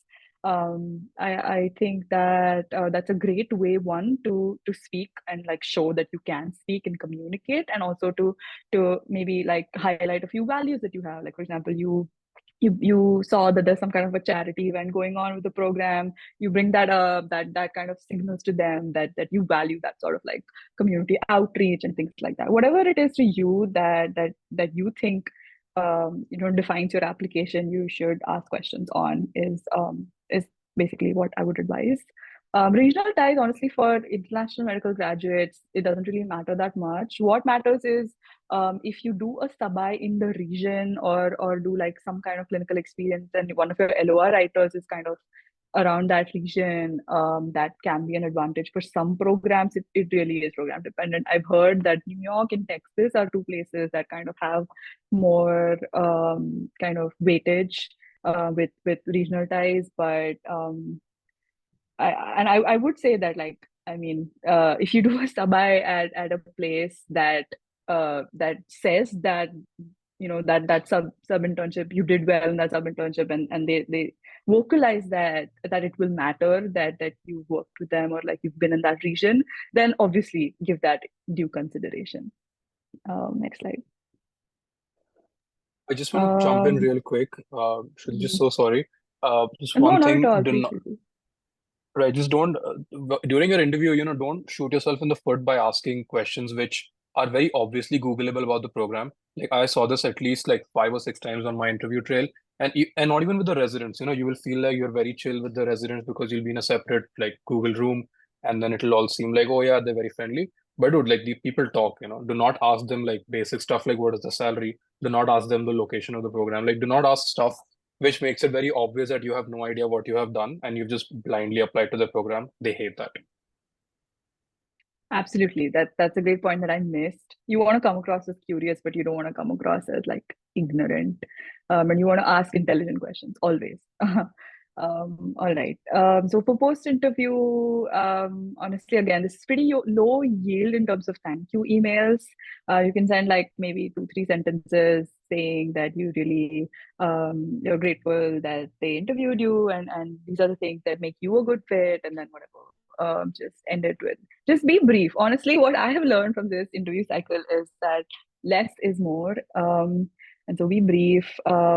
Letter of intent, I think, is one thing that that opinions are a little divided on. Some people kind of do endorse that you can send letters of intent to like multiple places. Ideally, you're supposed to kind of, when you make your rank order list based on the places that you interviewed at, the place that you want to rank number one is the place that you can or you ethically should send a letter of intent to. And that should be a more detailed email, maybe like 2 paragraphs or maybe 3 paragraphs at max, stating again, kind of elaborating on why you think that you'd be a really effective resident at that place, and what you really loved about the program, and any other thing that you find pertinent, like regional ties and going to like family and things like that, because that does matter. Like letters of intent, I've heard, do have some weightage. They may not reply to them, but they do read them. And so if you can come across again as intelligent, articulate, and motivated, then I think they can be pretty high yield. I would not recommend that you send letters of intent to more than one place, more like other than your number one program. If anyone else has a conflicting view, please feel free again to jump in. Some people have done it, but program directors talk to each other, especially for smaller specialties. And so you don't want to risk your reputation, is my opinion. And that is solely my opinion. If anyone has anything to add, please feel free to do so.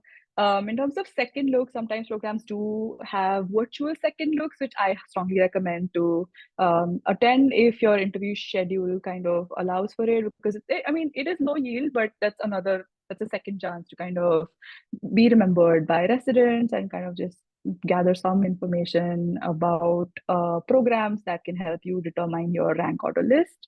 And then there are also in-person second looks, which are more expensive, obviously, to attend. But I mean, that's just up to you. If it's like your dream program, you absolutely want to go, then please feel free to do so. I personally did not do this. For rank order list, so again, like I explained, suppose you interviewed at 7 places. You'll have like a list from like your top program to like the bottom preference in that order, and that's how you should put in your rank order list. You should only focus on where you want to go, and then and completely disregard your perception of whether that program is likely to take you. Because like I will not go into this is too much information, but the match algorithm favors you. And so if you have a preference for a program, then you put that program ahead of other programs. It's as simple as that. And then you submit that sometime around in February, and then you get match email around mid-March, which is like the third Thursday or second Thursday or something like that of March. And so yeah, that's what the email looks like. In that week, on Monday, you're gonna get this email, which is just if you have matched or if you have not matched or partially matched or whatever. And then on the Friday of that same week, you will get like to know which place you've actually matched at. And so I think there was one slide, if I'm not mistaken, about like if you partially matched or gotten a prelim year or have had to soap. I'm not sure where it is, but oh yeah, there it is. But yeah, sorry, I was just trying to hover over to the match calendar slide, but I was just going all over the place. I'm sorry. No worries at all. Thank you. So I personally don't have experience with this. If anyone has any insights at all, because it can be really daunting to have to soap. It's like a 4-day event. There are multiple rounds of interviews from what I can tell, and it can be really stressful. So you need to have all the resources that you can possibly have. Reach out to your seniors. KEM has a great stronghold of alumni who are extremely helpful. So that's like my general advice. If anyone has any specific insights at all or experiences, then please feel free to share. If not, I won't touch on researcher because that's sort of like if you don't match, then you have a number of options. Researcher is one of them. But again, I won't, that seems to be beyond the scope of this seminar. And so next slide.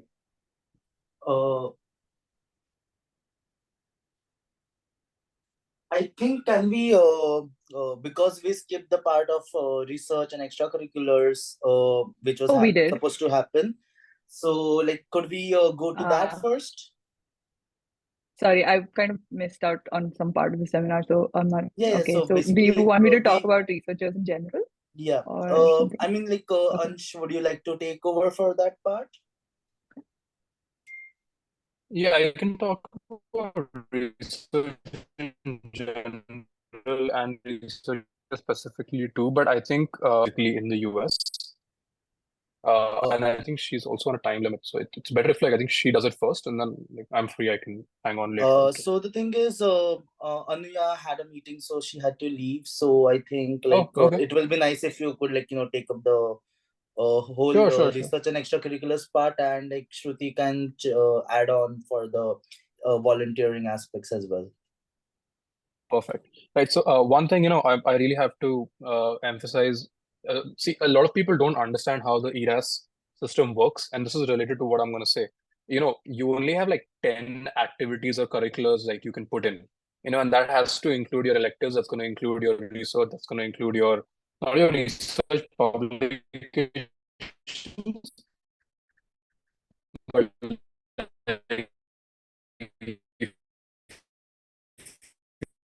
have research experience, that's be one separate like section on there. And now obviously hobbies has been added back, but during our math, you only have 10 things over there. And so whatever, and then you're gonna have a little bit of experience is good if you have it, but 1 or 2 is kind of like enough, at least especially for something like radiology, which is not very much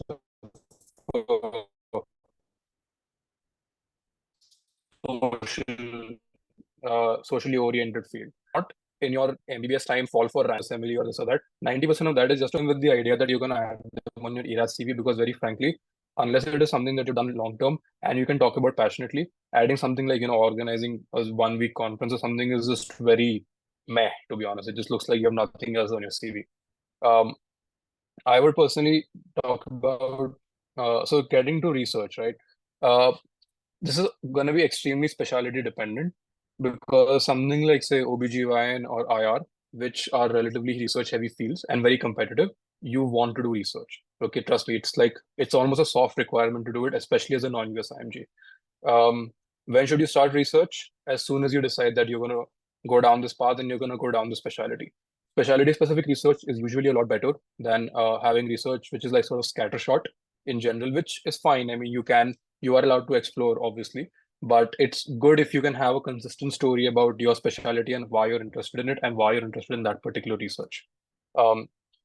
Now, for a research year specifically, if you're going to go on a research year, you're going to go on a J1 visa. The important thing to remember is that once you're on a J1 visa, you cannot switch to an H1B. So you are closing one potential door for you down the road. Okay. And obviously you get to an H1B and you're attending job, but you're not going to do it for residency. Going on how to find a researcher. So essentially networking. You're going to have to talk to your seniors. You're going to have to go to conferences. And I think Pauras has like done some great work with, going to the people during the conferences and talking to them. Over there, see, it's very hard for people to say no to your face compared to like just ignoring your email, So if you have any relatives in the US, if you have friends in the US, if you have any contacts, use that absolutely. One option is also if you are like really close to attendings in KEM, like there are a lot of attendings in KEM and Tata who are like really plugged into the US network because a lot of their batchmates and everything are, in the US and they're in touch. So it's not necessarily a bad idea to ask around and see who's like, if there's an attending in KEM who's willing to support.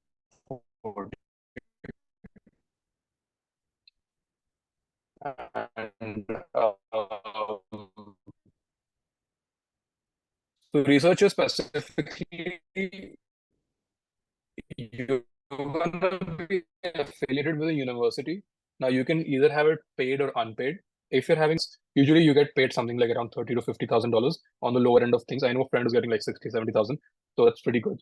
But most positions are going to be unpaid. And it's usually the contract is kind of like you start unpaid and, once you kind of do assume that you're going to have to do a year of unpaid research and you have to budget accordingly.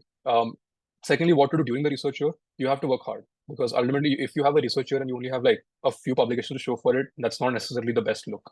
So just to sum it up quickly, because I know we're like really over time, start early, find research mentors, get a paid researcher if possible. Like I know a friend who had hers lined up in final year, even before internship starts, and she's going to start in like a couple of months.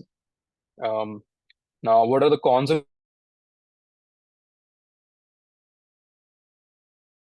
very long process? You will get rejections, you will get journal rejections, you will get rejections from from PIs in terms of working with you. It can be a demoralizing process, but you have to do it. If you want to apply to something like IR, 100% it has to be done. Pauras, could you just show me the switcher? Yeah, perfect. I will say one thing, research has other advantages too. I mean, for example, if you have a bunch of research which you did for the purpose of matching, and then later on you ended up not matching or you came back to India or whatever, all those publications really do help your CV, in the long run. So it's not like it's a wasted effort completely. And one more thing is that you should ideally not do research just for the sake of matching. You should do it from a perspective that you are really enjoying it, because if you are making research a very central part of your application, like I did while you're applying for a competitive specialty, they will expect you to know your papers inside out. So, and they will ask you like specific results and everything. Sometimes people even like go and look up that research paper and they will talk to you about it because it's their field.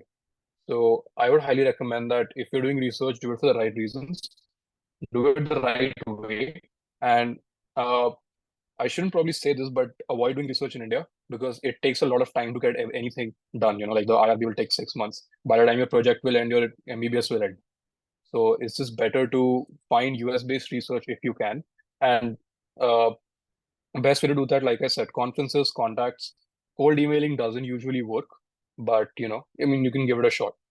Pauras, do you want to talk about like research in KEM or something? Not really, but I just would add on to what you said.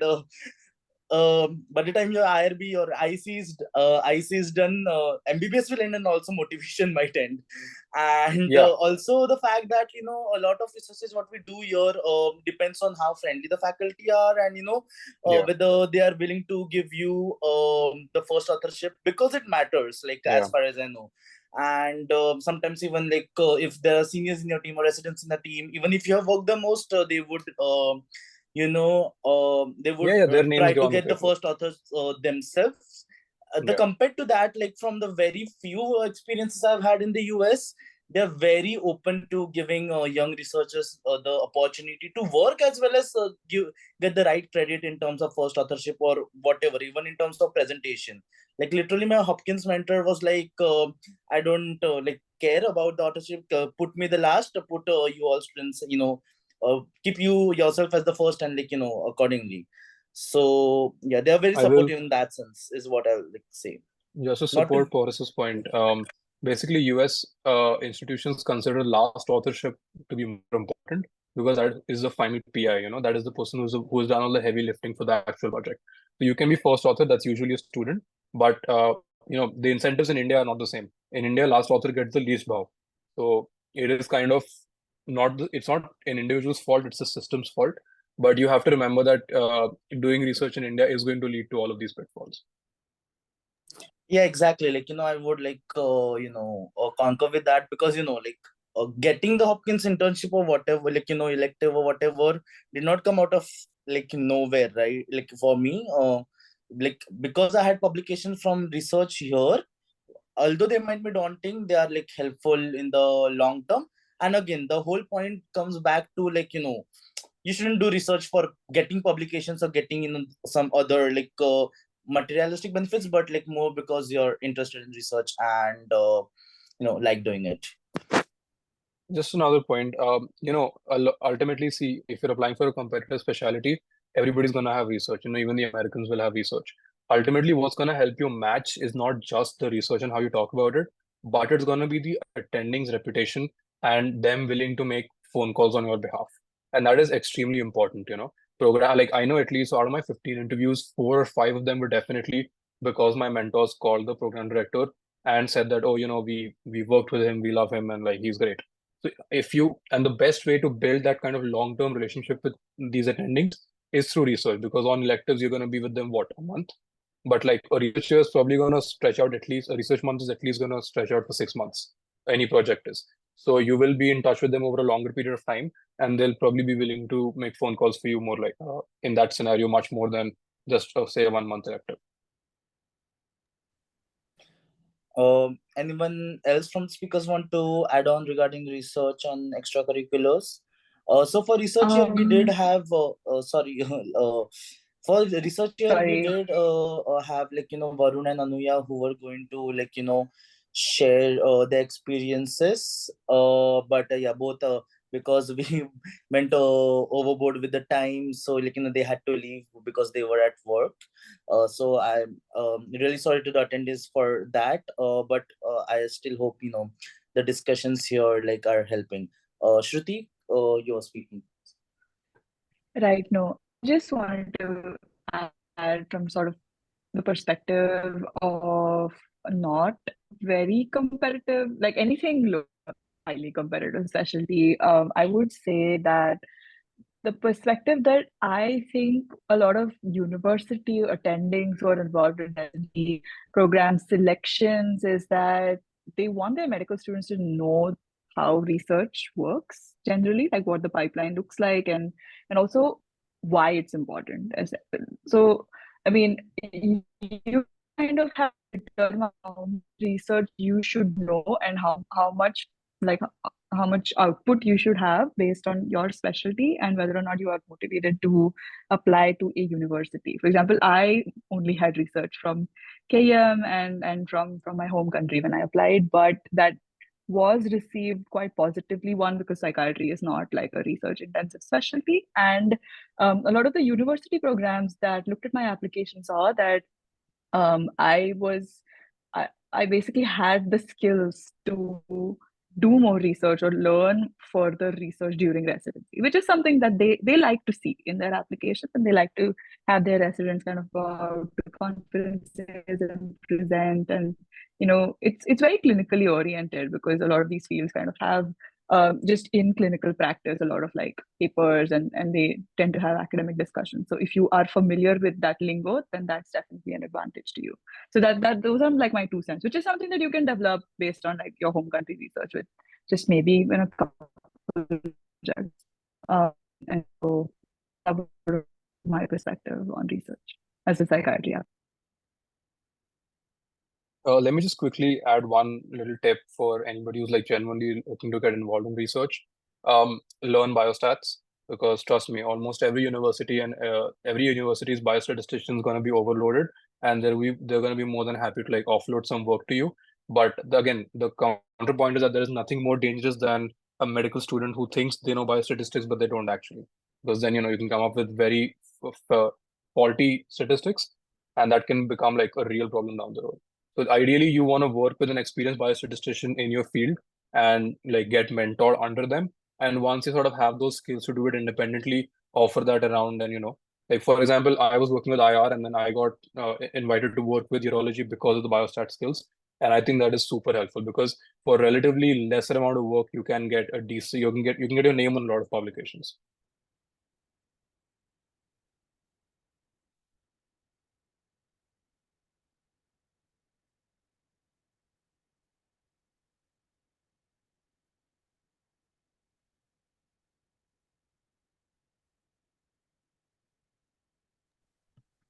Right. I know we have significantly overshot this, and again, this is not like super high yield stuff, but I will say, as someone who had a decent amount of volunteering on her application, finally, that essentially they are not looking for like someone who looks good solely on paper. They are looking for someone with real life experience. I know that this kind of can be variably high yield based on the specialty. Like some specialties are more humanistic in their approach. Some specialties are less people facing, and like more guarded. And so volunteering and like real world experience will not matter quite as much and will not be a differentiator. But I find that it just gives you more of a perspective on like what's important to your own application, as well as like if you do things that are relevant to the field in any way, that it can help you to develop like interviewing skills and like specific skills that you need. And so I will say that you want to come across as a human being with a life outside of your career, and volunteering is a good way to show that. It really all depends on how you present it. So, for example, as a psychiatry applicant, I think a lot of psychiatry applicants do have a decent amount of volunteering. A lot of them have like mental health related volunteering because there are a lot of opportunities out there. And so you may want to consider doing a more longitudinal volunteering experience. If you are a psychiatry applicant, or a more like, or you want to build your story around a more like all-round, well-rounded, real life experiences kind of story. And then so I know that there are like avenues and where to look for opportunities. Again, this all very much depends on what you want to do. I think that even if you volunteer for a sort of a student organization that does like student exchanges, that's fairly well known in India, MSAI, that can be something that people can pick up. These are just small parts that you will put in like your 10th part of your CV, with like all of your curriculars and things like that. And so it can kind of catch someone's eye, especially if the specialty kind of likes to see volunteering or is more humanistic. I think that other specialties outside psychiatry may not care as much with volunteering, but generally they do want to see that you have some or the other extracurricular activities. Yeah, you can stay on that next slide, Pauras. And so, if you have that kind of like experience that you can really talk well about, then I think that reflects well on you as like a well-rounded human being. I know that leadership roles and things like that are pretty coveted, and it is important to showcase leadership skills, or at least team skills, that you can be a team player.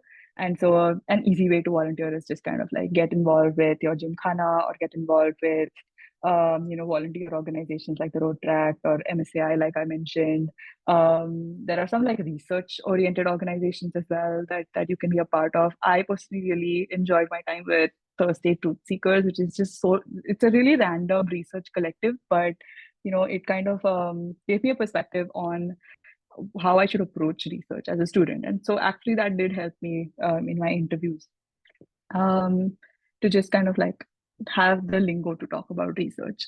And so this is a like large bracket that I've covered, with like volunteering experiences that are more oriented to your specialty, that can actually give you the skills that might help you in your residency, versus just general EC sort of extracurricular activities that can showcase that you can work in a real world workplace kind of a setting. Sorry, this is very brief. If anyone has any like specific questions with regards to psychiatry volunteering, I can drop my email in the chat. And then, oh, did my voice cut off? Hi, sorry, I see a message in the chat box. Can you hear me? I think it was audible like for most of the part. I'm not sure like where did it cut. Oh, I see. Well, just for Shobit's benefit, very briefly, essentially, volunteering opportunities should be tailored to what specialty you want to go into. Some specialties are more humanistic than others. I personally, as a psychiatry applicant, needed to do some volunteering to just build skills that helped me with, like, talking to my patients and things like that. And so for me, it was more important. For someone like a radiology resident or a surgery resident, it may be less important. But my point was that it's just a good way to showcase that you are a human being and you have a life and you have values outside of just, ticking certain check boxes for getting into residency in the United States. I hope that this helps. Is this something also you wanted to? Yeah, Go ahead. Go ahead. Sorry, if I may add, for my specialty as well. So I was part of an organization called the Family Planning Association of India, which is essentially that looks at sexual and reproductive health and rights at a grassroots level, in the rural level. It really also gives you something to talk about in your interviews, because they're really interested to know how things work here in a rural level, where there's less resources compared to the US, and what the government is doing and what you have seen and what you have learned from all volunteer work in places that align with your field. Gives you a lot to talk about and shows a completely different side of you. Yeah, I completely agree. That's a great point, because like I got asked this a lot in my interviews, and especially if you are someone who has any leanings towards like community outreach or like socially leaning activities, then you should definitely have something that you can talk about, and kind of you should have a knowledge at least of the general scenario of globally.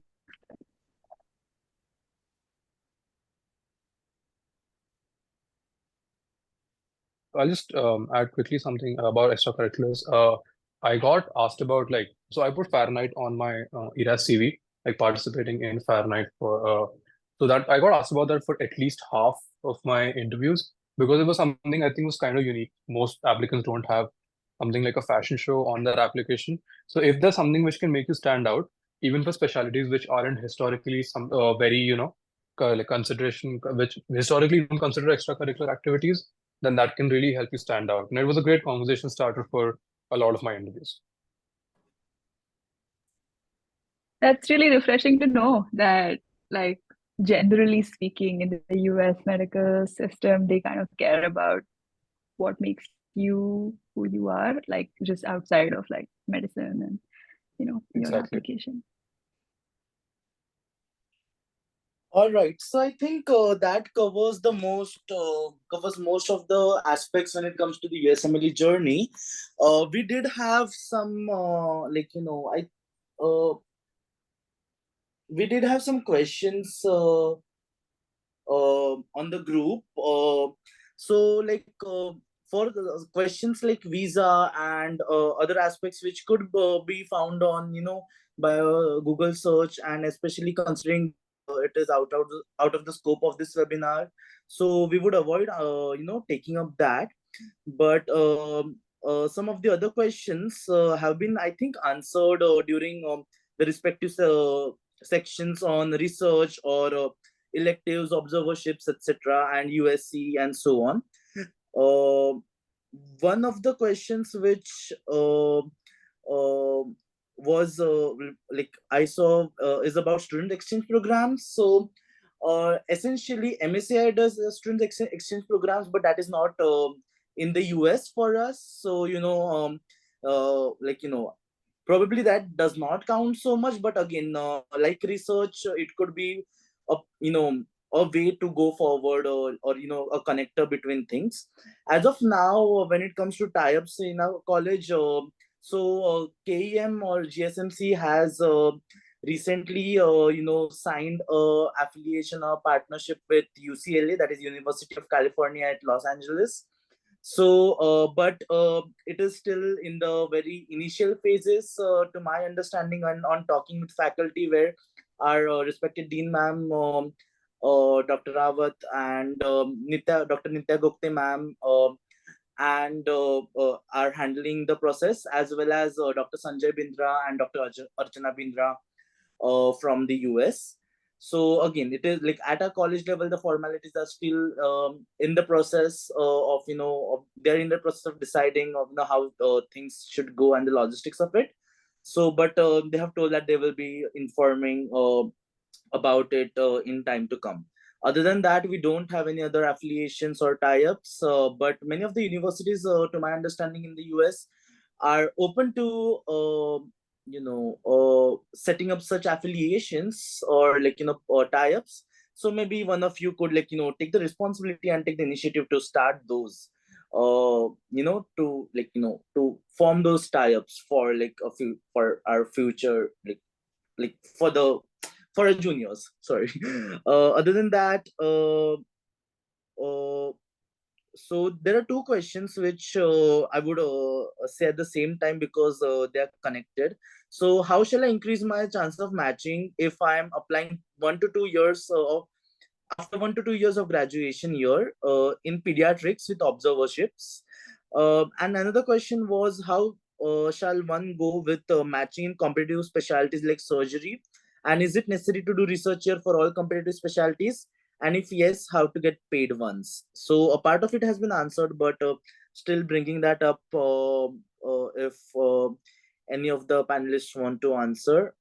And also related to that is how to network and cold email people for electives and research. So I think that are the non-exclusive questions which we could take up. I think for when it comes to year of graduation, what matters is how you explain the gap. What were you doing in those 2 years? You can't tell them you were sitting at home.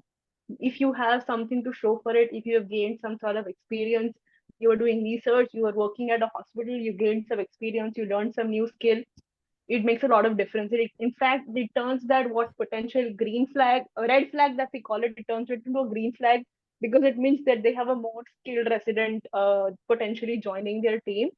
So because a lot of people actually do residency in India and then do residency in the US, which means they have actually a very well-trained doctor joining their team. So it would actually prove to be a benefit. You can't have nothing to show for the 1 or 2 year gap. Normally, because it's very common for people to have a 1 or 2 year gap, because they so often apply in and after internship also. It's very common. So it's not a big deal as long as you can show you've gained something for it.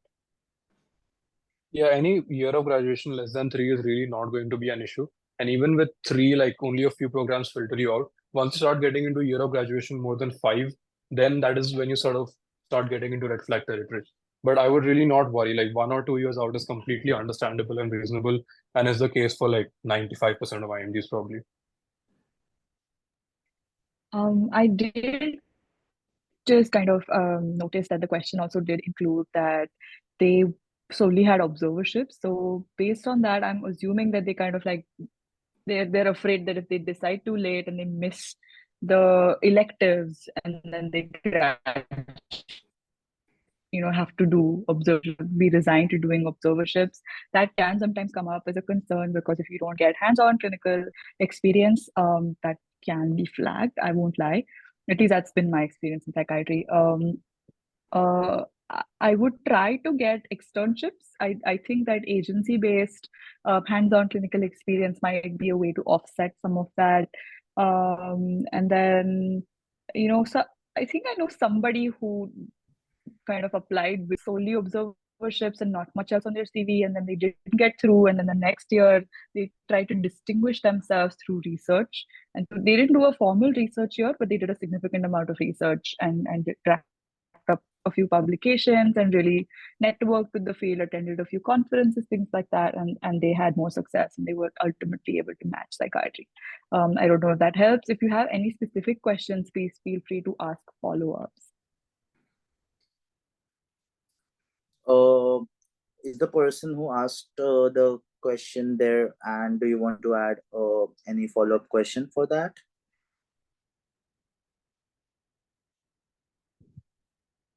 So I saw there's something about having a US citizenship. Does that help? Yes, absolutely. So now you are not a non-US IMG, you are now a US IMG. And that is significantly better because you do not need a visa. A lot of programs will be more than happy to take you. And there is also something about wanting to apply Gen Surge and being careful about a 2-year researcher. So just to answer that, having research is kind of essential. So see, Kea and I did not have any research years as such, but then we were active with US based research since like second year. So it's having a research year itself is not necessarily as important as having research for competitive specialties. And especially for something like Gen Surge, the reason the Gen Surge residency is 5 years in the US is because it has 1.5 years of research time built into it. So that is why it is 5 years and not 3 years like it is in India. So they do prefer people having it. But then again, I'm sure there are community general surgery programs out there who really don't care that much about research, and a few publications will do just like they'll fly with them.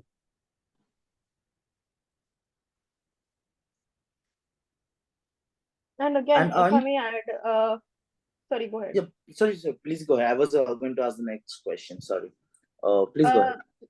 Researcher is not necessarily the most important for all specialties, because my mentor told me rather than doing researcher for a field like mine, which is a lot more clinically oriented, more patient based, so we're doing something like a prelim year, maybe like an internal medicine, family medicine, having that clinical experience counts more towards your application for a clinical field like OBS than a researcher does, because it is more clinically oriented and depends more on patient interaction and stuff like that. Thank you so much. I hope I agree with that. For whoever had asked the question, I hope that answers your question. Related to that, there is another question which I missed, is what is the importance of research for IM? I guess nobody from internal medicine was able to stay back, but a more general question was, does research in other specialties, for example non-internal medicine, hold weight for matching, like for example in internal medicine? So here's the thing. I was an IM applicant before I switched to IR. So I have done a fair bit of research on this.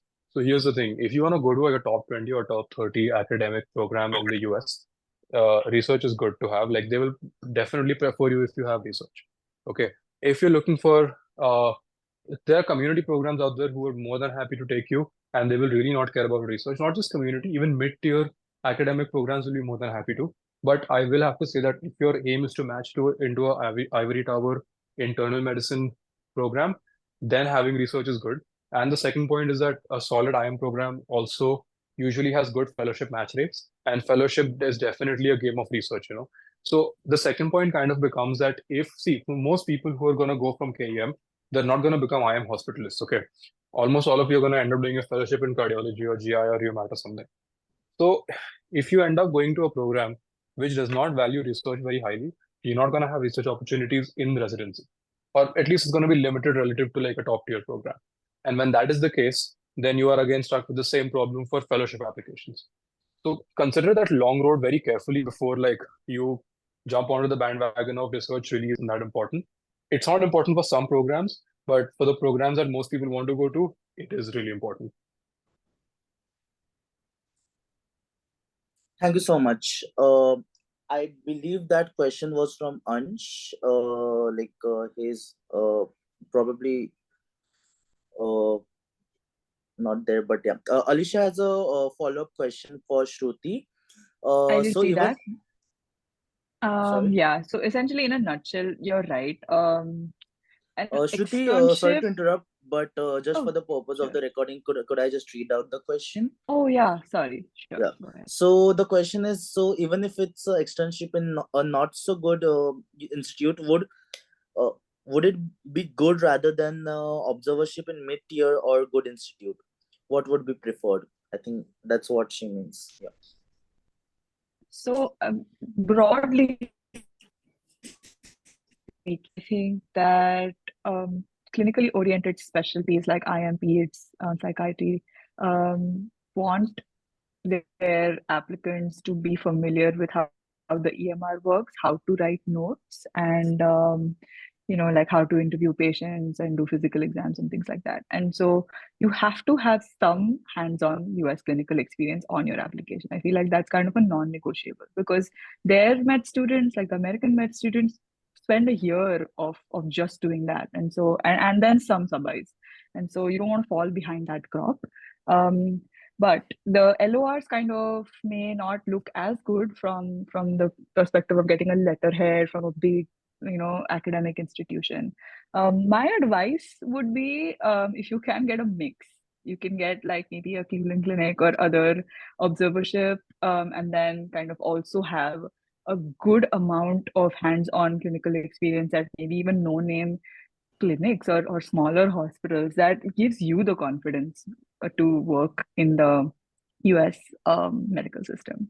I hope that answers your question. We can kind of take this outside of this seminar and discuss in more details if you have more concerns. Thank you If I so may much, add Shruti. to that, Yeah. I have a I'm speaking from my personal experience. I did one sub-I and I did one observership. So I did both spectrum. I did both ends of the spectrum.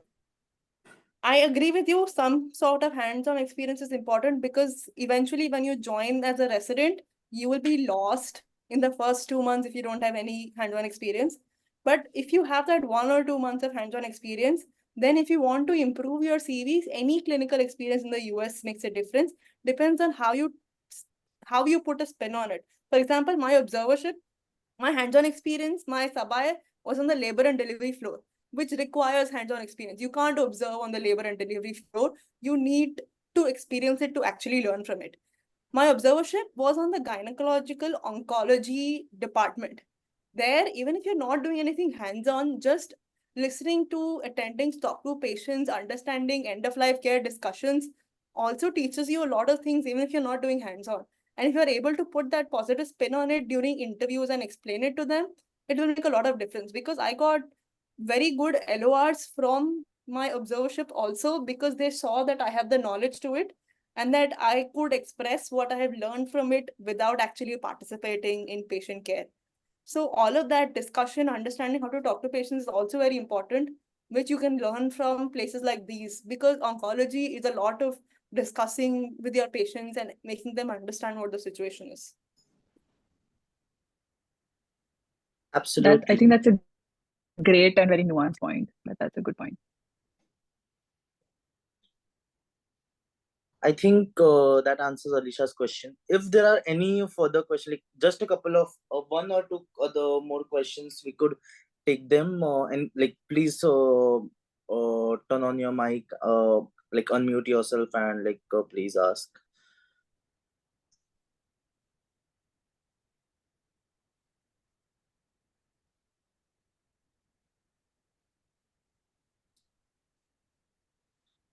I think that I think nobody else has any questions. I understand that here in India it's like 1 a.m. at night and like everybody must be tired. But uh, I think then I'll conclude the session. I'm really thankful to all of you who have stayed back till so late for taking this session, like and for attending this session. Uh, like we had to choose this time based on mutual convenience of all the speakers and the attendees. So thank you for your patience. Especially, I thank all the speakers, Ansh, Kea, Shruti, Hem, Prarthana, Anuya, and Varun for their huge support and like all the contribution they did for this session, and the various insights and experience they shared for benefit of us all. And especially big thanks to Shruti, Kea, and Ansh for staying back till so late. And thank you to Varun, Shruti, Anuya, Hem, for like agreeing to join in at this time in spite of it being their work time. They're back. So thank you so much, and thank you to Kea and Hans especially for staying back so late.